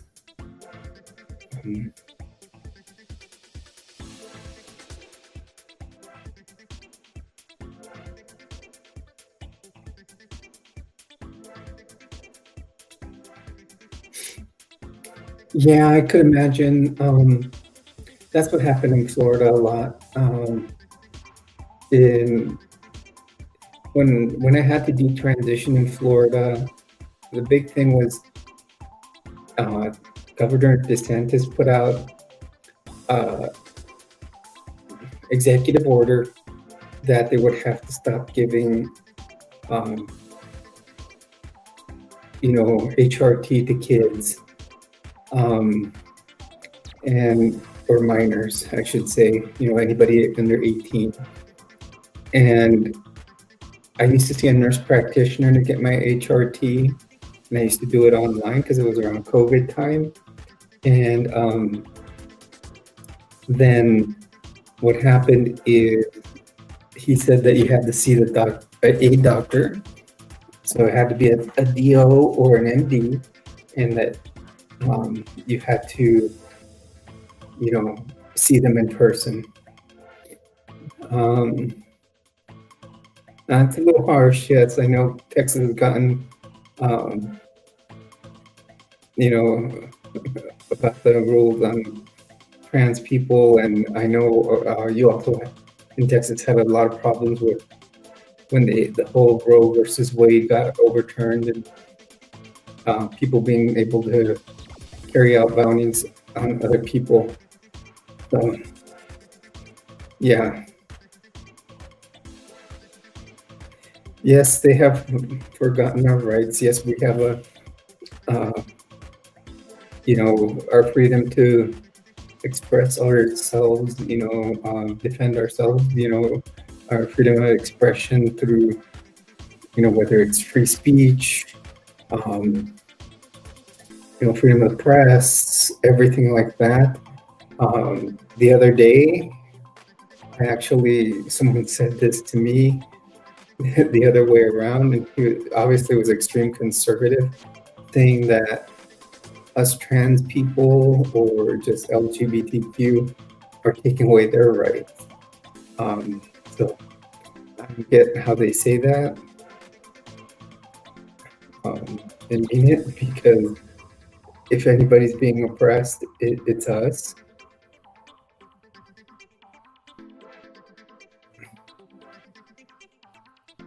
They're taking away our rights, and that's one of the big things I want to get involved in. There's some other trans YouTubers that I think are great. If you ever watch Samantha Lux, she is great about watching people that are very anti-trans, and does commentaries on them. She does, like she'll put up a Ben Shapiro video and evaluate it, and I think she does a very, very objective evaluation. It's not all based on her opinion, so I think she does a great job. In fact, a lot of time I'm watching her in the morning. I turn on her YouTube video on the way to work.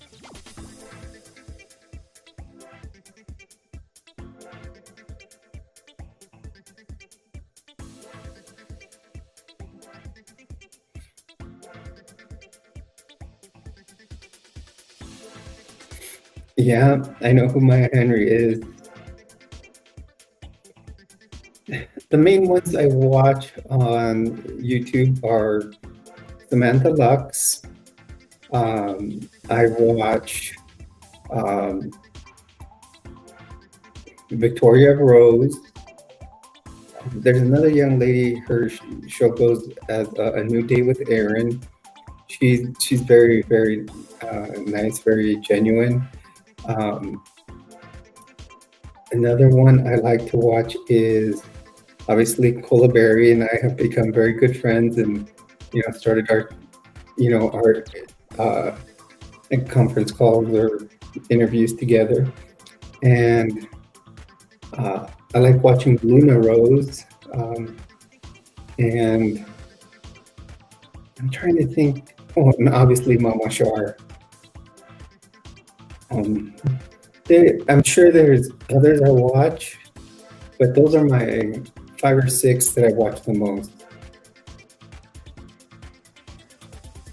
Yes, I've seen Amanda Shea.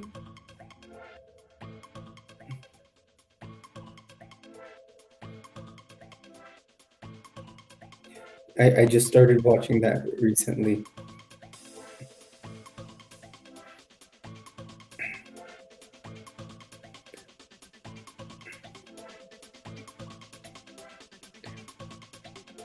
My mix of videos I watch on YouTube is very different.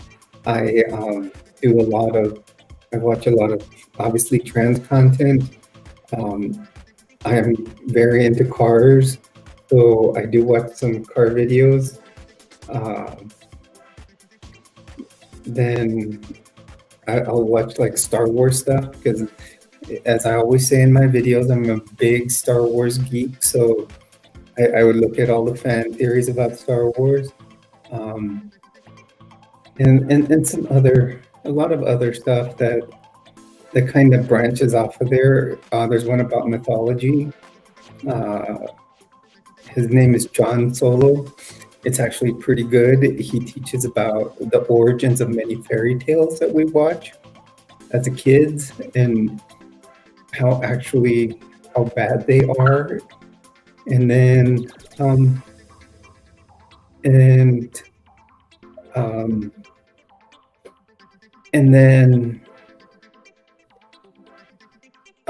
there's I'm trying to think what other channels I watch. Um,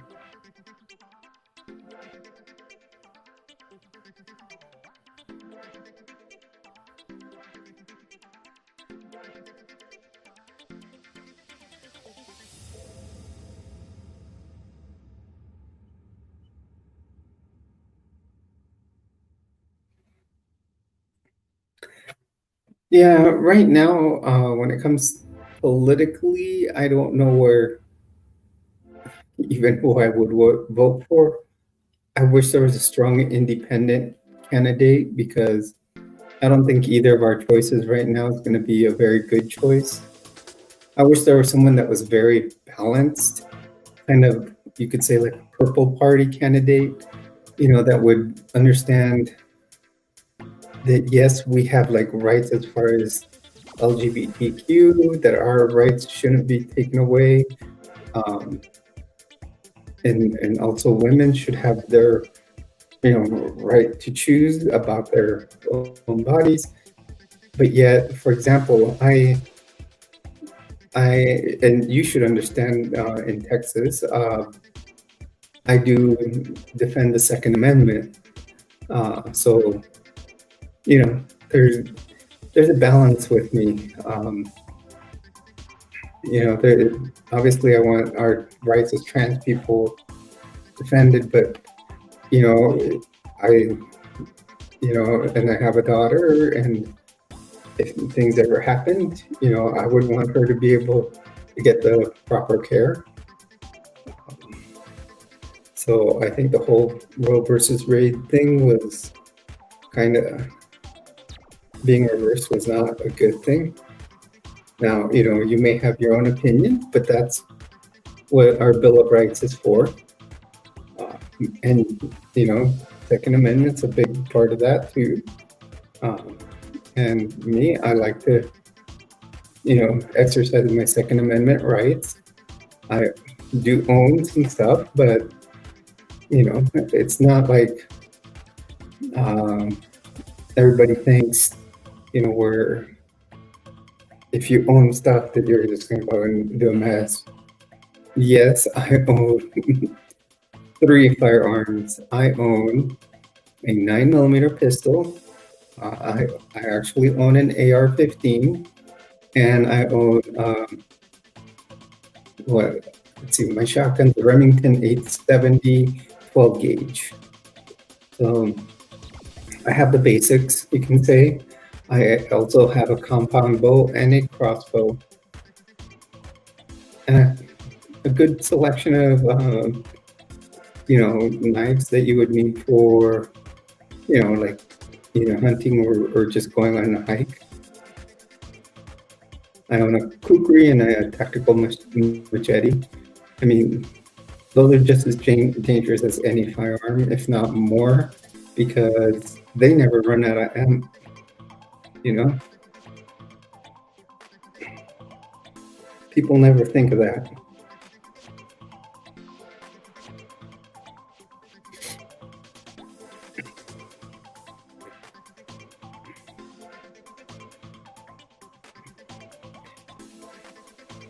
And I think the argument with like the AR-15, it is not an assault rifle. Actually, working with vets and having friends that are vets, because a lot of vets go work at the VA. One of my friends was an Army sniper, and he says that the bullet for the AR-15, and if you look at it, a 22 rifle is a .22. Hello, Dorothy. Thank you for joining the stream. How are you?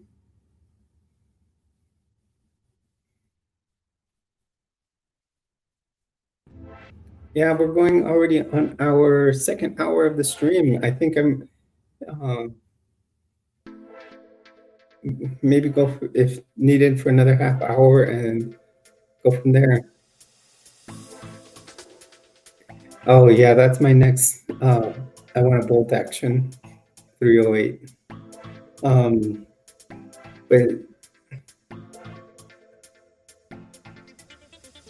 actually, Dorothy, I did not serve. I do work for the Department of Veterans Affairs, so I serve those that served. That's all I do. I'm a nurse at the Department of Veterans Affairs. The ones in my family that have served was my father. He was in the Air Force. I do have a nephew and a niece that were also Air Force. Another person in my family that is Navy. So there are people that have served, but not me. Thank you. I love my job for that reason. I get to, it's wonderful serving vets.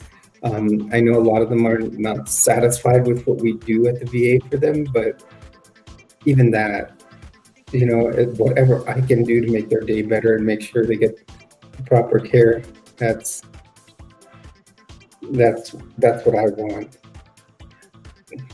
Dorothy, are you a subscriber to my channel?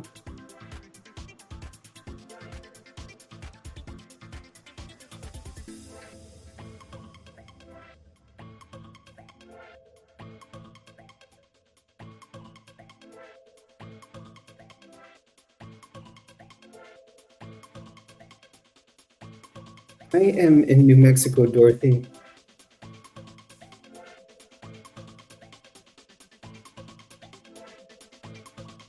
Awesome. I'm getting close to my next goal. I want to hit 102 subscribers.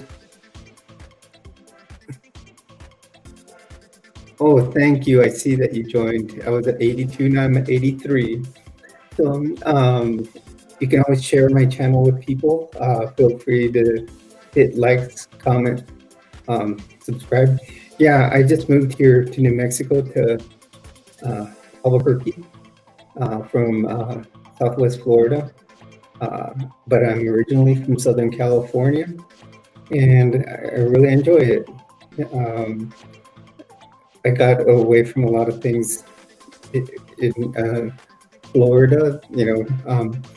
Are you trans or LGBTQ, Dorothy? My channel, I don't know if you've watched any of my other videos. I talk about what I call the 5 Ts, and that's transition, triathlon, um, training, tips, and trends.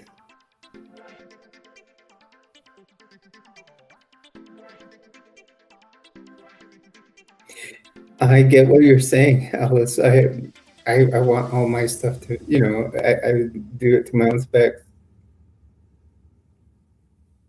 That's awesome, Dorothy. I respect all people. Um, I like people just, you know, I love everybody for who they are. Um, I am a transgender woman, uh, and like for myself, being a woman, I would say uh, it's been great now that I'm transitioning, and it's it's awesome when you realize who you really are and able to meet that goal of being yourself. And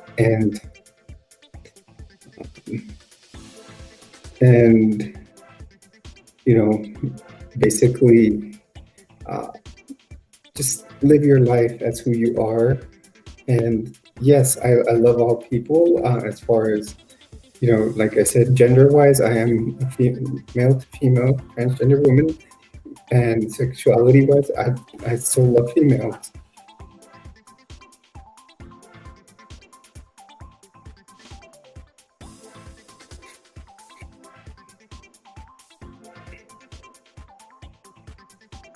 Are you gonna put a suppressor on it, Alice?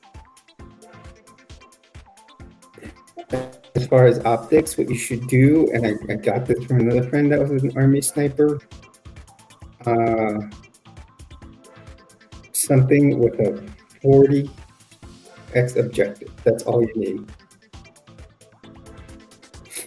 So, Alice, you've only made me 19 people away from my next goal.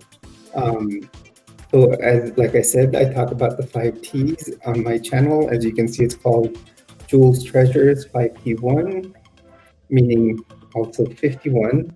51 is very significant in my life. So, some of the first, like my favorite TV show as a kid was Emergency 51. I don't know if you've ever watched it. I ended up becoming a paramedic because of that.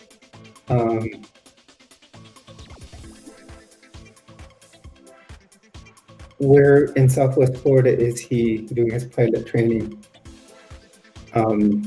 And I also, you can see I like alien themes for my decorations. Southwest Florida, I lived in Cape Coral.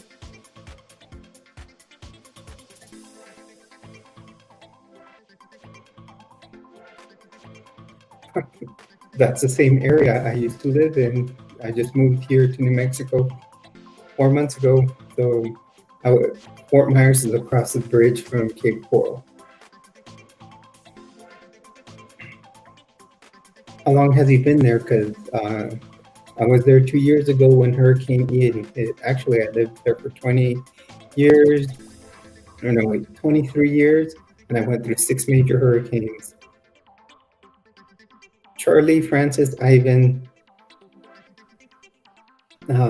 let's see, Charlie, Francis, Ivan, Wilma, and let's see, Wilma, Irma, and Ian. Those are my hurricanes I went through.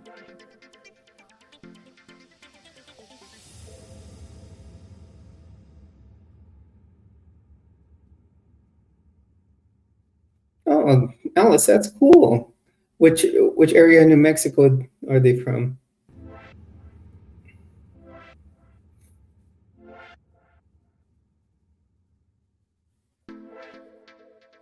Oh, okay, so he just missed Ian.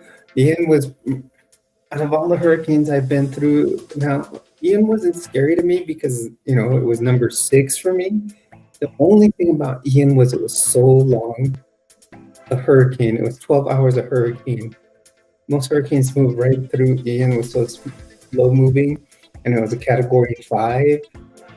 No matter what house you were in, it was going to cause damage. Now, one of the big things is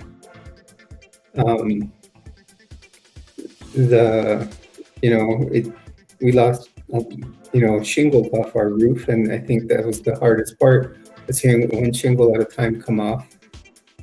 Alice, I still need to go visit Roswell. I've been there once, but when I visited Roswell was when I came here for training before. And what happened, my friend and I took a trip out to the large array and then went back to Roswell and got there very late at night. And I want to go see all the alien museums. So I think that's cool. Yeah.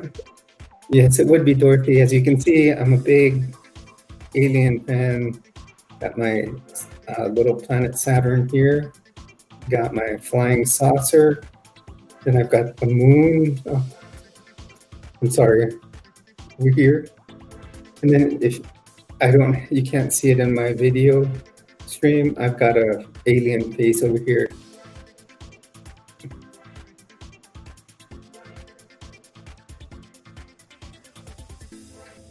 Well, that's cool, Alice. Yeah, I'm gonna take a trip out there on one of my 3-day weekends, or when I start my 4-week or 4-day weeks. I'll probably go out there and visit, have some fun. Or when a friend of mine comes out here, and, I want to just like start seeing other parts of New Mexico. I've been where I took my class, and it was for the Department of Homeland Security. Was in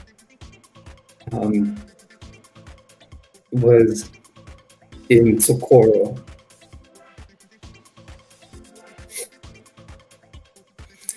And Dorothy, I've actually one time saw what looked like a spacecraft when I was still out there in Florida. It was streaking through the sky, and it was strange because I work for the Department of Veterans Affairs, and the other nurse on the team I was on, because we work in teams, we work with an RN, an LPN, a doctor, social worker. Well, we were talking about it, aliens, and she's all, well, I've seen one before. I've seen a flying saucer or seen an alien ship before. I said, I just saw one the other night, and she's like, okay, let's draw them. And we both drew them. And what we both saw, we didn't tell each other what they were. We both drew the same thing.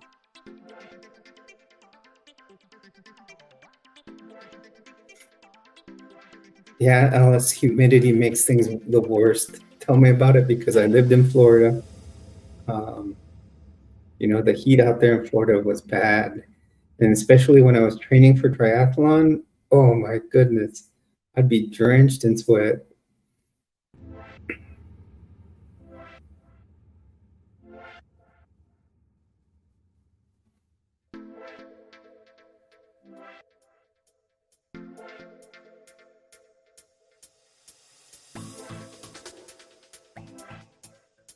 Well, you guys, it's awesome that both of you have been here on the stream.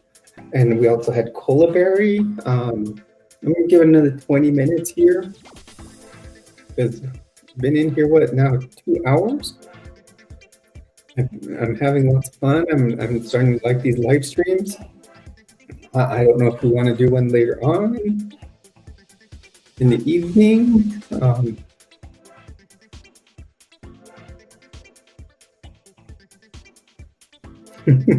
That's awesome, Dorothy. I could imagine.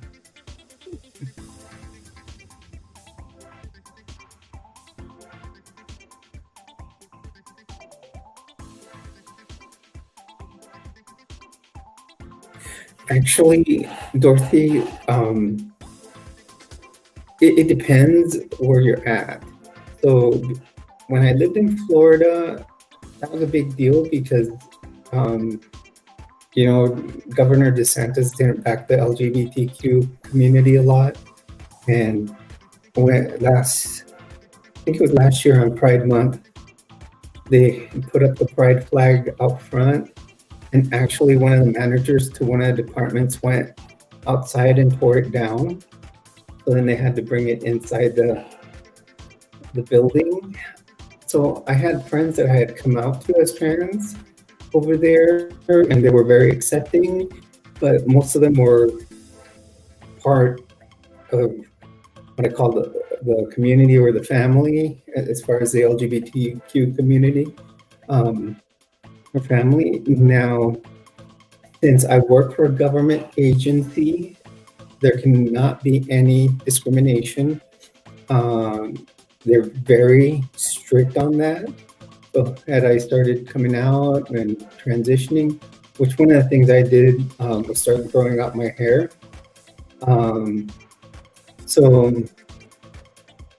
and there was veterans that they themselves were transitioning, you know, and it wasn't, you know, difficult for them.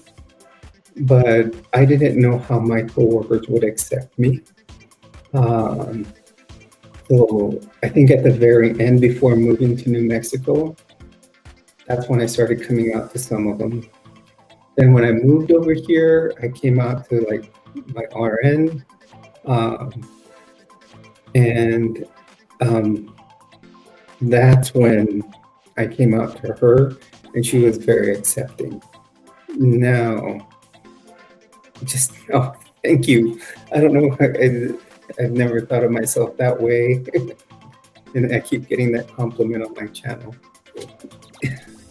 Thank you very much. So one of the other things, the VA is very protective of their employees, and whether, you know, it has to be with religion, race, color, creed, or sexual orientation, gender identity. We have a union, and we also have a special department called the EEO department, the Equal Employment Opportunity Department. And if anybody discriminates against you for anything such as transitioning, gender transition, or any of the others I stated before, you can actually put in a complaint to that department if you've already tried talking with that person. You can put a complaint in with the department, and they'll resolve the issue with however they have to.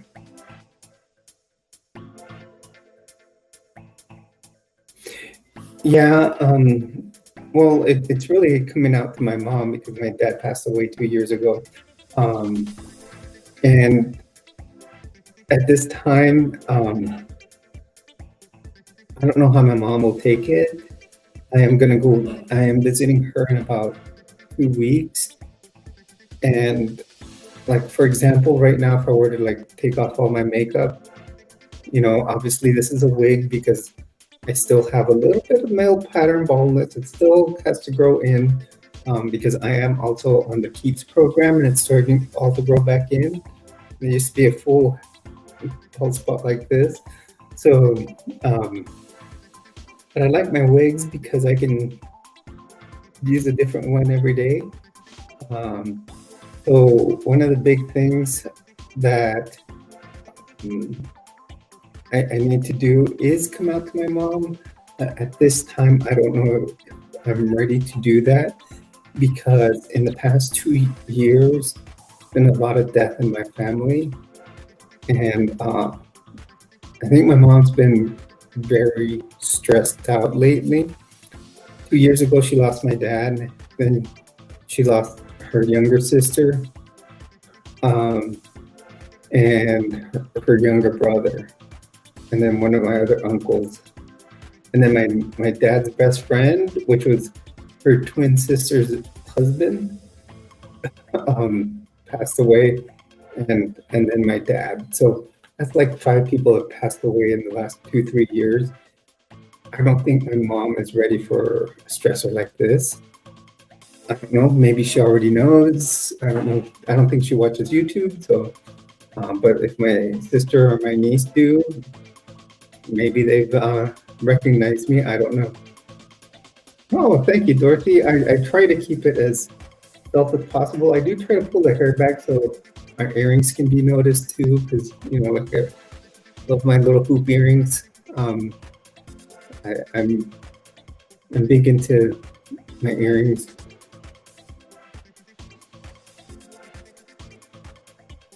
Yeah, I'm slowly gonna do it. I mean, like right now, as you can, like I showed you earlier, 3 months transition, and I'm close to being in a B cup.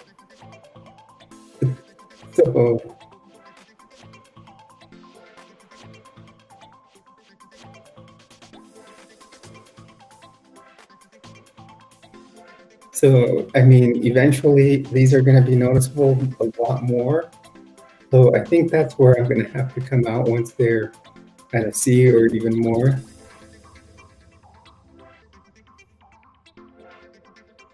Yeah, they were difficult, especially my dad. My dad was going through a lot. He lost a lot of weight in later years and was starting to have dementia. Uh, Now, Dorothy, I don't want to kind of blow death off. You probably don't know this about me. I'm a nurse for close to 20 years now, and 13 of those have been in the emergency room. So sometimes I sound kind of cold when it comes to death because I've encountered it so much at work. One day I started counting how many cases where I've been doing CPR, and things may have not happened and correct or not get the outcome you want. And next thing you know, uh, the thing is we learn how to deal with it in a different way when you're an ER nurse. Um, and the thing is, when it happens in the family, feel kind of cold when how you react to it. Um, so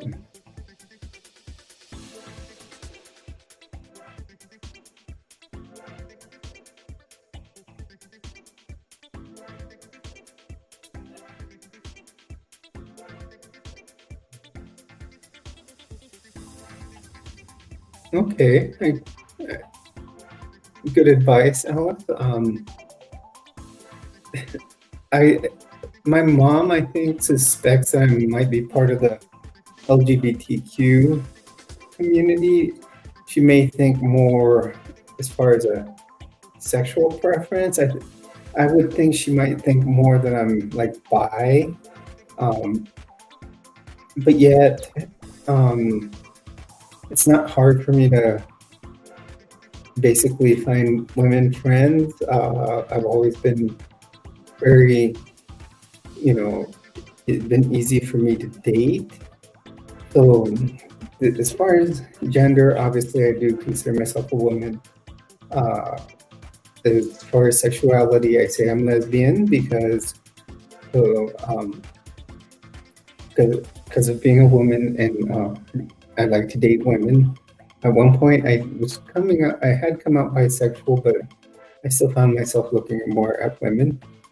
So and it's not hard for me to attract a woman. And I think a lot of it has to do with the fact that I could relate to them. And that's been like all my life. I've been able to relate with a woman very, very easy.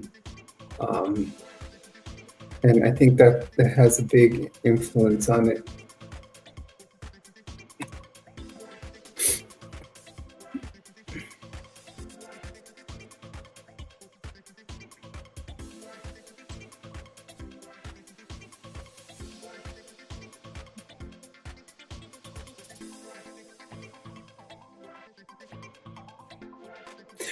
Okay, Alice, I think, this is a good time for us to sign off. We're like 2 hours and 20 minutes in here.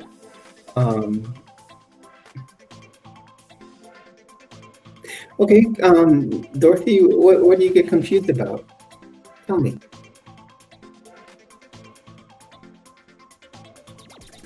You know, that's one of the biggest parts of my channel. I'm here to answer questions for people. And whether they're, you know, when it comes to the trans community, whether they're trans and trying to come out, you know, or, you know, seeking medical care and what needs to be done. And so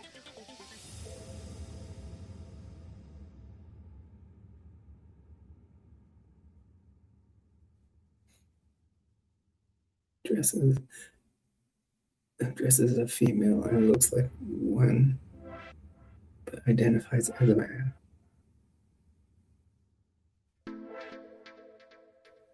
Okay, so here's the difference. Basically, there are two things to look at here. There's sexuality, and sexuality is who you're attracted to, or the type of person you're attracted to or not, I should say, because some people consider themselves asexual because they're not attracted to either sex. There are many categories. So as I grew up, I've only been transitioning for about a year and a half, I would say. Transitioned for 6 months in Florida. I had to stop. And then when I moved out here, I've started again. It's been 3 months transitioning. Tomorrow I have my follow-up appointment. So it all depends on him. If he's attracted to men, he would be heterosexual. But if he's attracted, he's dating a female who dresses as a female and looks like one but identifies as a man. Now, if she identifies as a man, it also depends on him. If he's dating her because she looks like a man, and within inside him, he may feel like he's attracted to men. That might mean he's gay, but that means it's all on, you know, what he feels and what he's attracted to. So that's sexuality. So when I first came out, the first thing I came out was sexuality wise. I told my ex I was bisexual because I was saying I was attracted to both.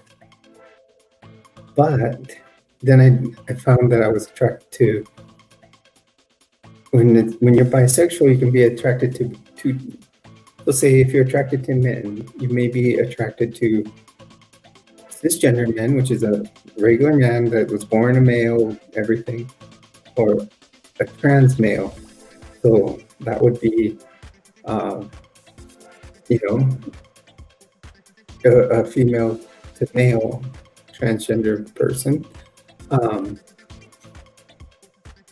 That could be bisexuality because you're talking about someone that's, you know, attracted to two different types of men. Same with the other way around with someone that's a female.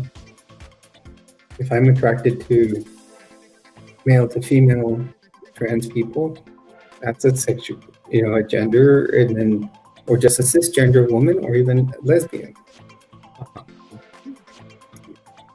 But there's also a pansexual person that just likes people for their personality, because it's like liking everything on the frying pan. You know, bisexual people like both genders. It is a very complicated thing. Now, gender is what you feel inside who you are. I grew up as a male, but there were many tendencies I had throughout my lifetime, and that were female, but I didn't even display them more until a couple of years ago when I came out, you know, male to female transgender. So And then I was still saying I was pan because I was attracted to both sexes, but now I find myself mainly attracted to women, that I mainly look at women. So I consider myself a transgender woman that is a lesbian because I'm attracted to women.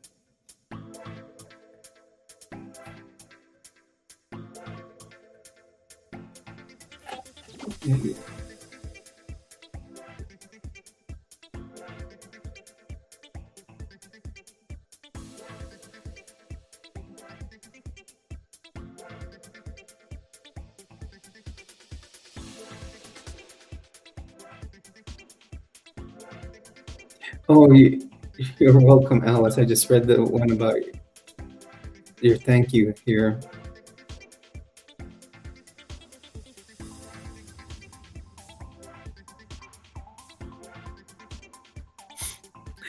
Yeah, I mean, he can be attracted to women, but if he's clearly attracted to this woman, but she's female to male, he can be what they call like it's a pansexual, which he basically is attracted to anybody more due to their personality. That might be why he's attracted to them.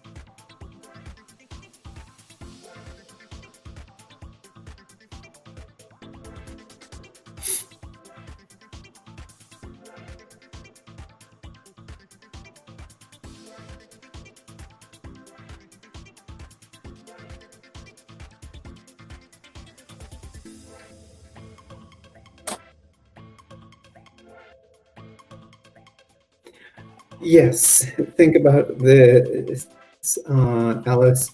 If um, if I'm a woman, I'm a transgender woman, and I'm attracted to women, that would make me lesbian.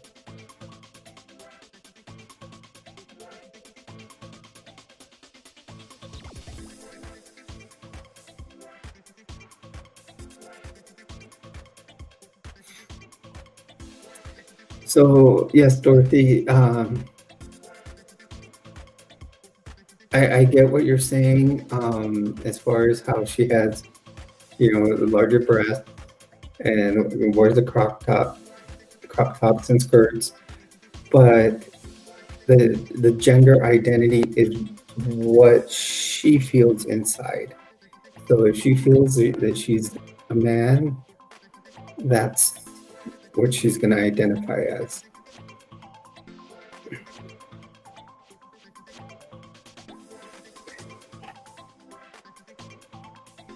It wouldn't make him gay necessarily, because he may be attracted to to this specific person because of their personality. So if he's attracted to them more by who they are, that makes them pansexual. I would say that.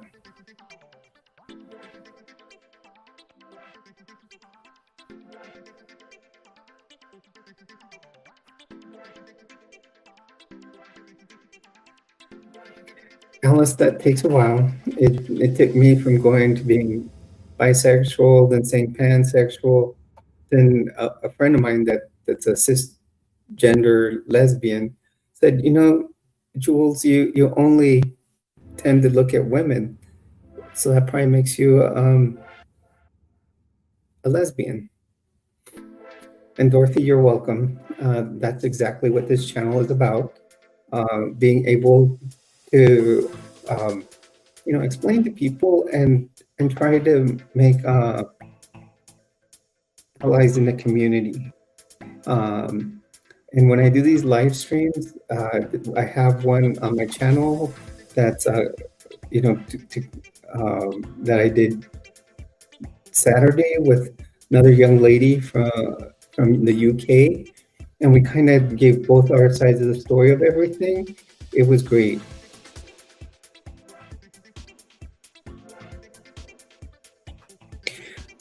Yes, Dorothy, that happens. People will detransition. Many people feel, at first what you feel is they call it gender dysphoria, which is that you feel uncomfortable in your own body. You feel like you're a different gender. And sometimes it takes a long time to figure out. Like me, I'm 53, and I finally figured out at this age that it was, you know, I was trans. I liked dressing like a woman before, so I figured I was more, into cross-dressing. Even as a young teenager, I would have my mom's makeup on and stuff, but I never figured it out till, friends started talking with me and, tell me I was, probably worth looking at transitioning. And yes, I went to a gender therapist at first, and she diagnosed me with gender dysphoria. So she suggested to go to, talk about getting hormone replacement therapy. I went. I've been using, I got it for the first time in Florida, and it was wonderful. It helped me so much. Because now I can express myself as who I truly feel, who I am inside.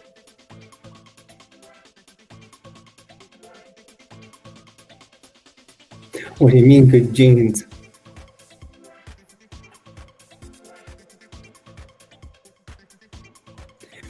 And many people, and depends on what age people transition.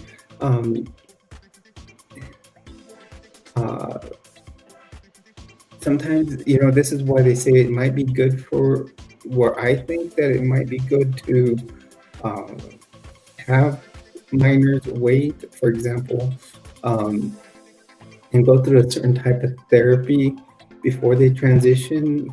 Oh,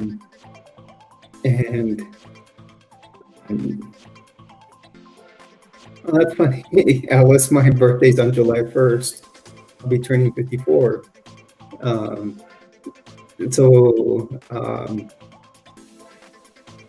So I think I do agree with some of the things about restricting or figuring out the HRT thing for minors, because they might, if they do start to transition, they might decide not to later on, or that they've made a mistake. I think they need to figure out their lives as younger kids. I think only when it comes, I don't know, I'm kind of mixed on this, because it's then if you see someone that's what they call intersex, where they were born with both sets of genitalia, then they should be able to make the choice when they're younger. It's a big thing, because if you start transitioning, hopefully there was no surgeries involved, and and then you can detransition. That's just stop taking hormones, like how I had to because of laws in Florida. So, and then I moved out here and back on it.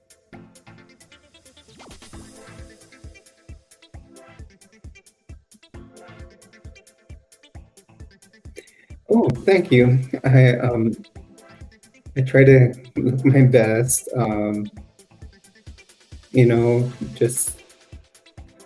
just so I can feel good about myself. I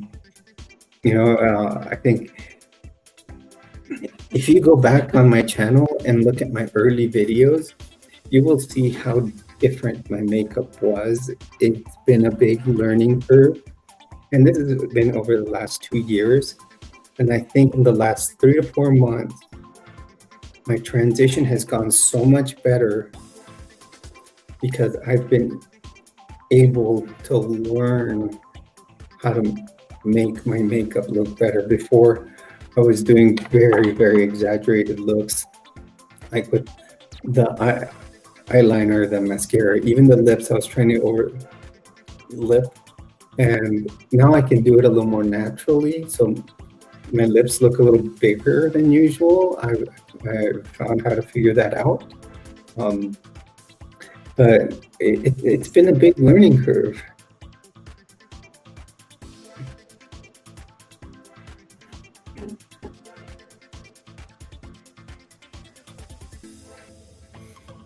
it takes, yeah, it just takes time. And I will tell you, one of the biggest things that what would make my makeup difficult back then was I was still with my ex, and she would be on a contract nurse. That's what she was. And when she was out of town is when I would do them. But I had to do everything really quick. And she had the Ring cameras all over the house to be able to watch the dogs. So I had to kind of do it in hiding, and it was very difficult, and I was very, very nervous.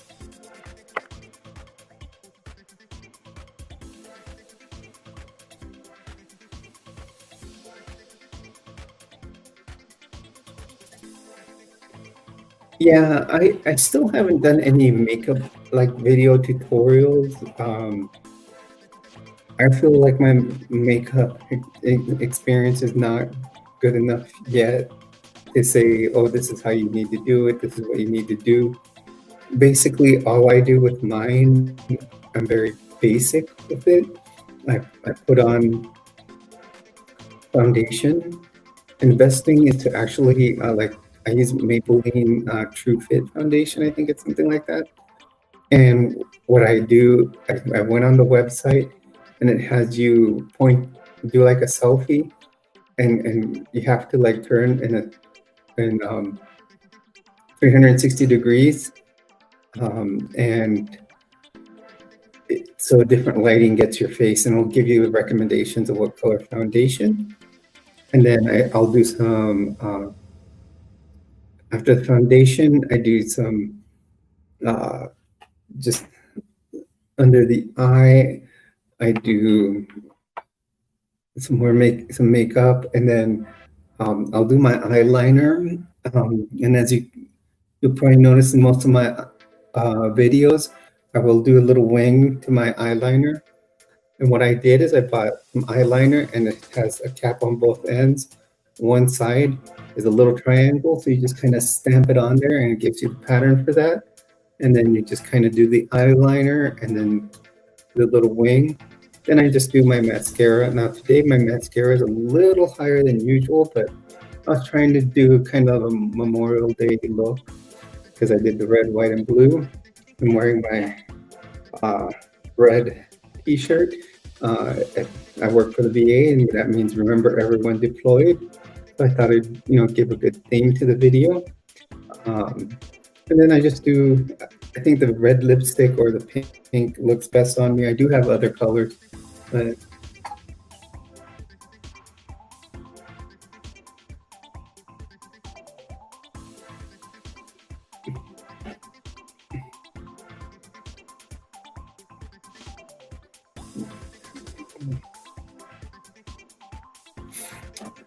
well, like I said, you just need to find one that really, really matches. And so like Maybelline has a little program on their website. Like I said, you just do like you're going to do a selfie, and then you have to rotate in your, whether it's in your house or outside, 360 degrees, because then it figures out what color matches you, and it's looking at different shades.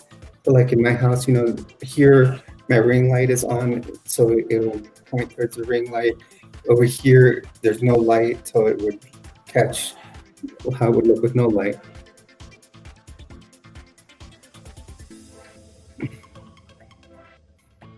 Yeah, wings take a little bit to learn.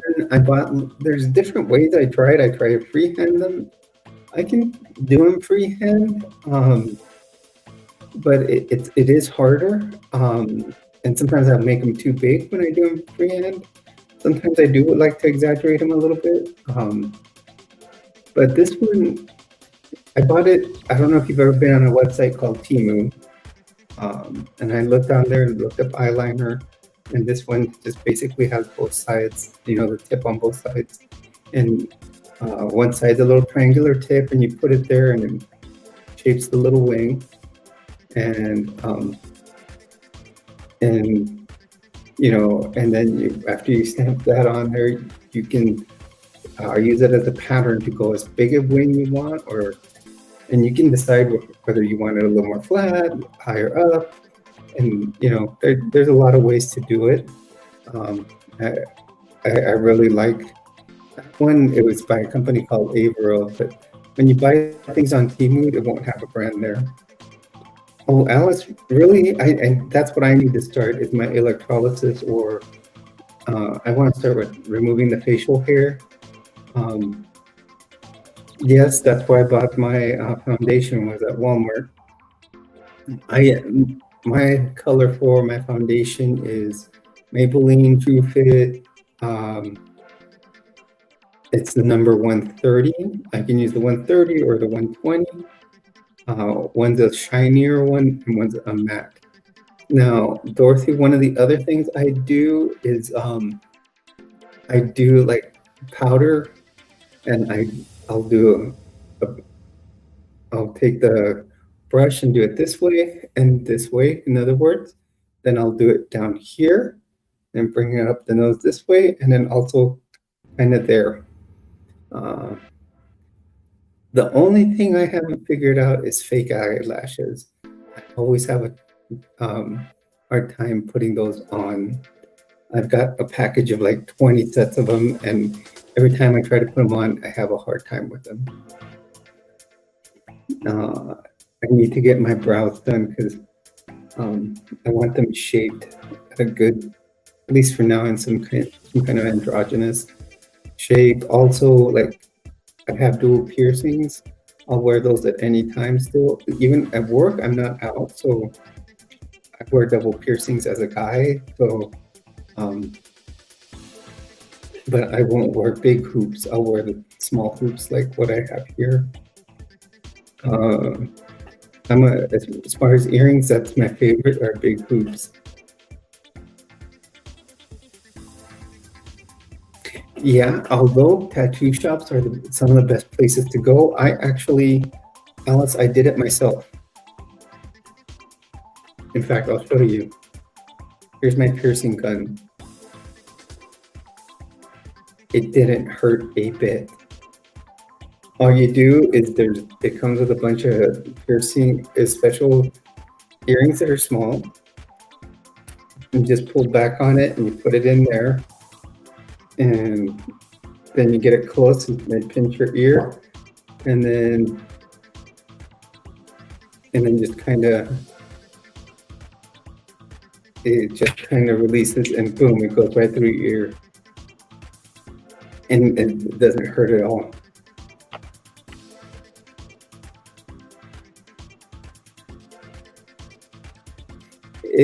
Yeah, when you do your ears, especially the lobes, don't hurt. As long as you don't go too high on the lobe where there's cartilage, it won't hurt. Cartilage areas may hurt. I need to go to a tattoo shop because I do want a tragus piercing on each ear.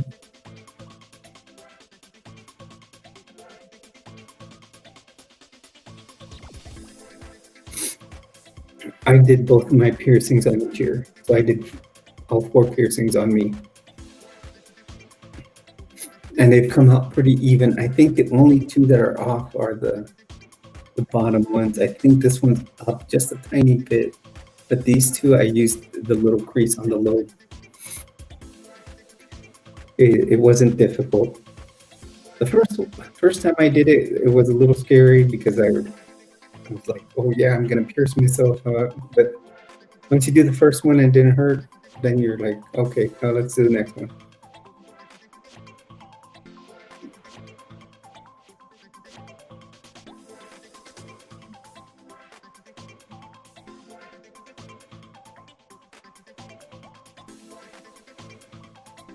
What I do want to do is my eyebrows, get them filled in a little more and get them shaped. And I have to start the electrolysis like Alice was saying. I'm starting to be able to fill in, cover up my beard pretty good, but you can still almost get a shadow of it. So I gotta find a trick to do that.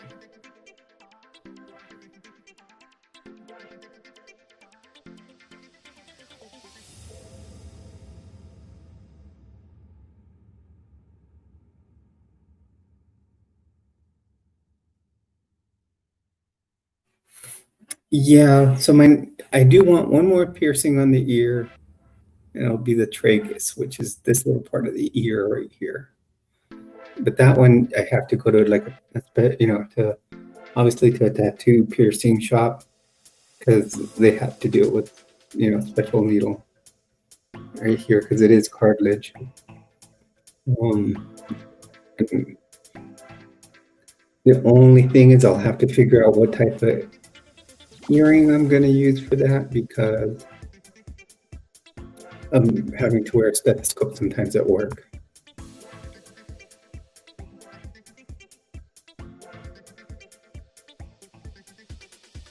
Oh, awesome. That's cool. Yeah, that's basically on my ears. I just wanted these dual piercings and my tragus. The other thing I'm going to consider, but once everything finishes growing, maybe nipple piercings, but I'm not sure. Right now, the breasts are so tender, I want to do it now.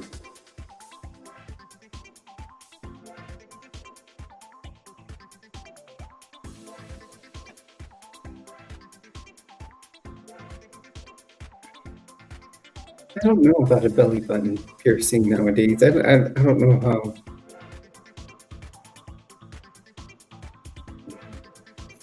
I considered the nose, I even had like faux nose piercings, like a faux ring to put on. In other words, you just kind of clip it on there pretty hard and it stays on. I thought it looked cool, but a friend of mine said, she's all, I'm not really into that. But I think my only other thing I would pierce would be my nipples.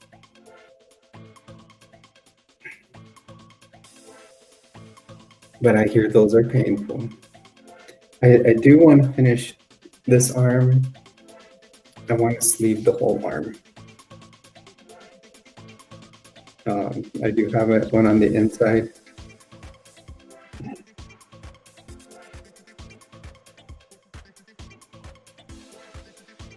Well, that's cool for the baby. That way they don't feel it. It's not a hard time for them later on.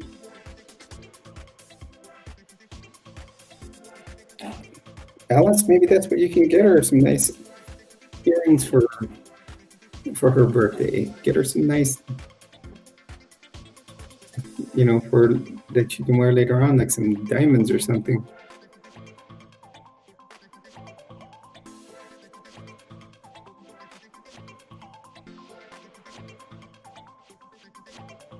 See, ladies, that's how I got better overlipping of my lipstick and make them look bigger after I put on just normal size. I just kind of, keep, and then it makes them look better, look bigger and better.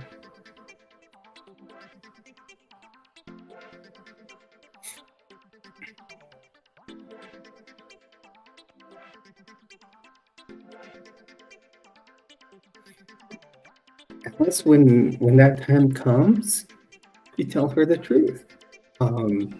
You tell her that you are the dad, but there were different feelings that you had that you felt you were, a woman, and that you had to take medicine to do it.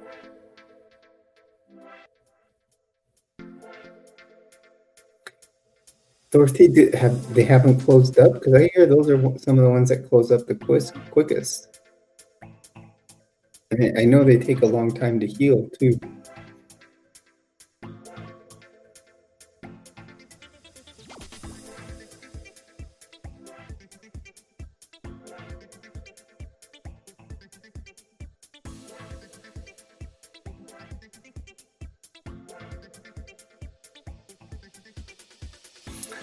Dorothy, you can also join the chat. I can always put a link in here and we can talk face to face. Actually, this is a very nice streaming app, and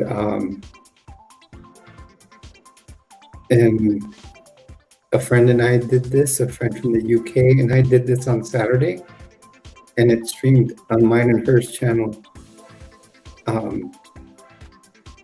And it can have up to 10 people chatting on here, face to face. So if you ever want to join us and show that, you know, you're an ally, we would be glad to have you here.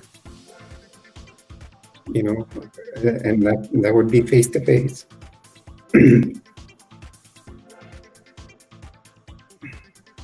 you know, as you watch, you know, my channel, I will always put up when we're gonna have a chat.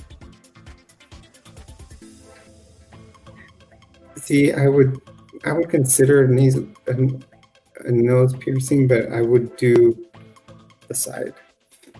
Now, I've noticed some.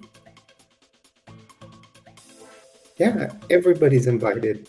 On Saturday when we did this live stream for the first time, it was, you know, about the same amount of people in here, and we put the link in the stream, and it was nice that many people we would allow people to come in, but not anybody wanted to join. A lot of people were shy, which is okay.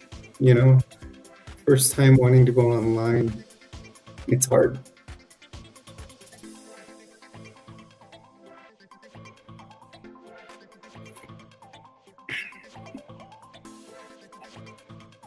Oh, Dorothy with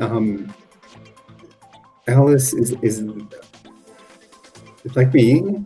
I think what she's asking is how would she come out to her baby later on.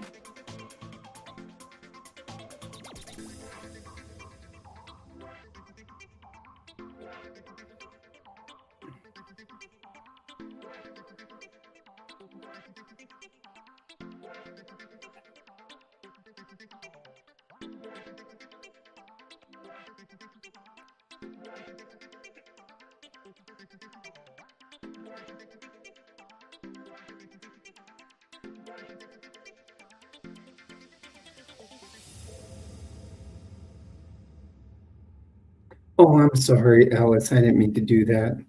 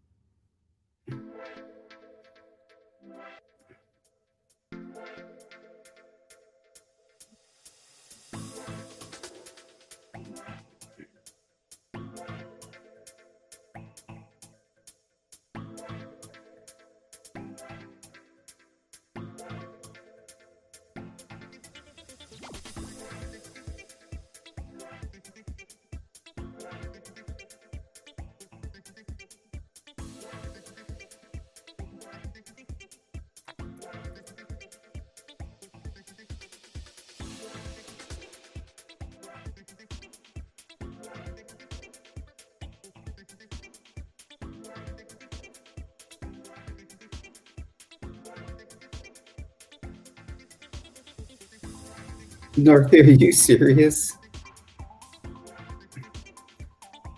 I have a friend that's been artificially inseminated twice because she has a wife, obviously.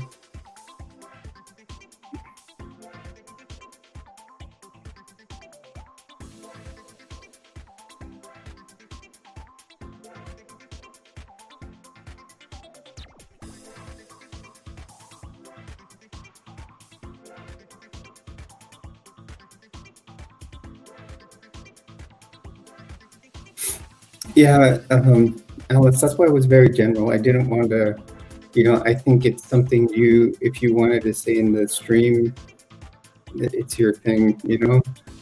I didn't mean to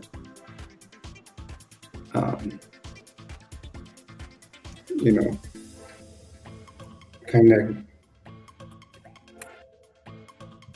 because that's your,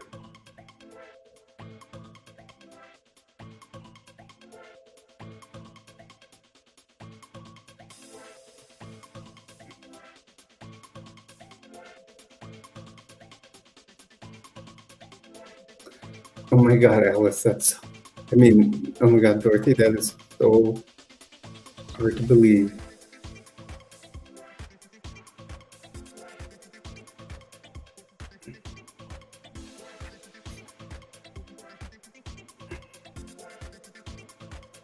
Well, ladies, I think what I'm gonna do here is I'm gonna finish the stream here. My stream's been going on for 3 hours now.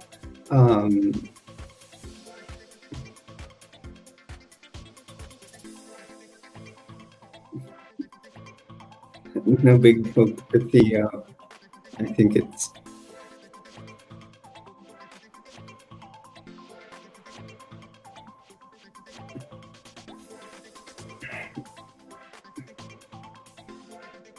I just, like I said, I didn't want to give too much information.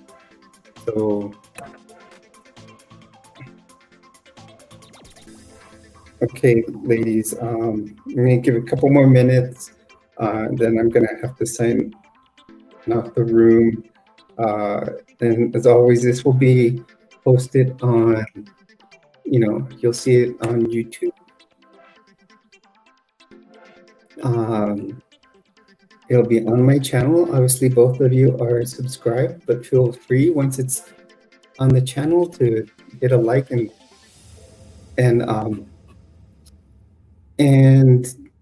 hit a like, put a comment in the comments box. If you want to share my channel with your friends, feel free to. Dorothy, it was nice to meet you too. Please just watch the shorts or posts about my channel, because we'll definitely be doing more live streams, especially with my friend Colberry. We'll be doing more. Both of you have a good week. It was a pleasure talking to you. And everybody else, if you watch this stream, please leave a like, comment down below, and subscribe if you're not subscribed. Thank you, everybody, and have a good day.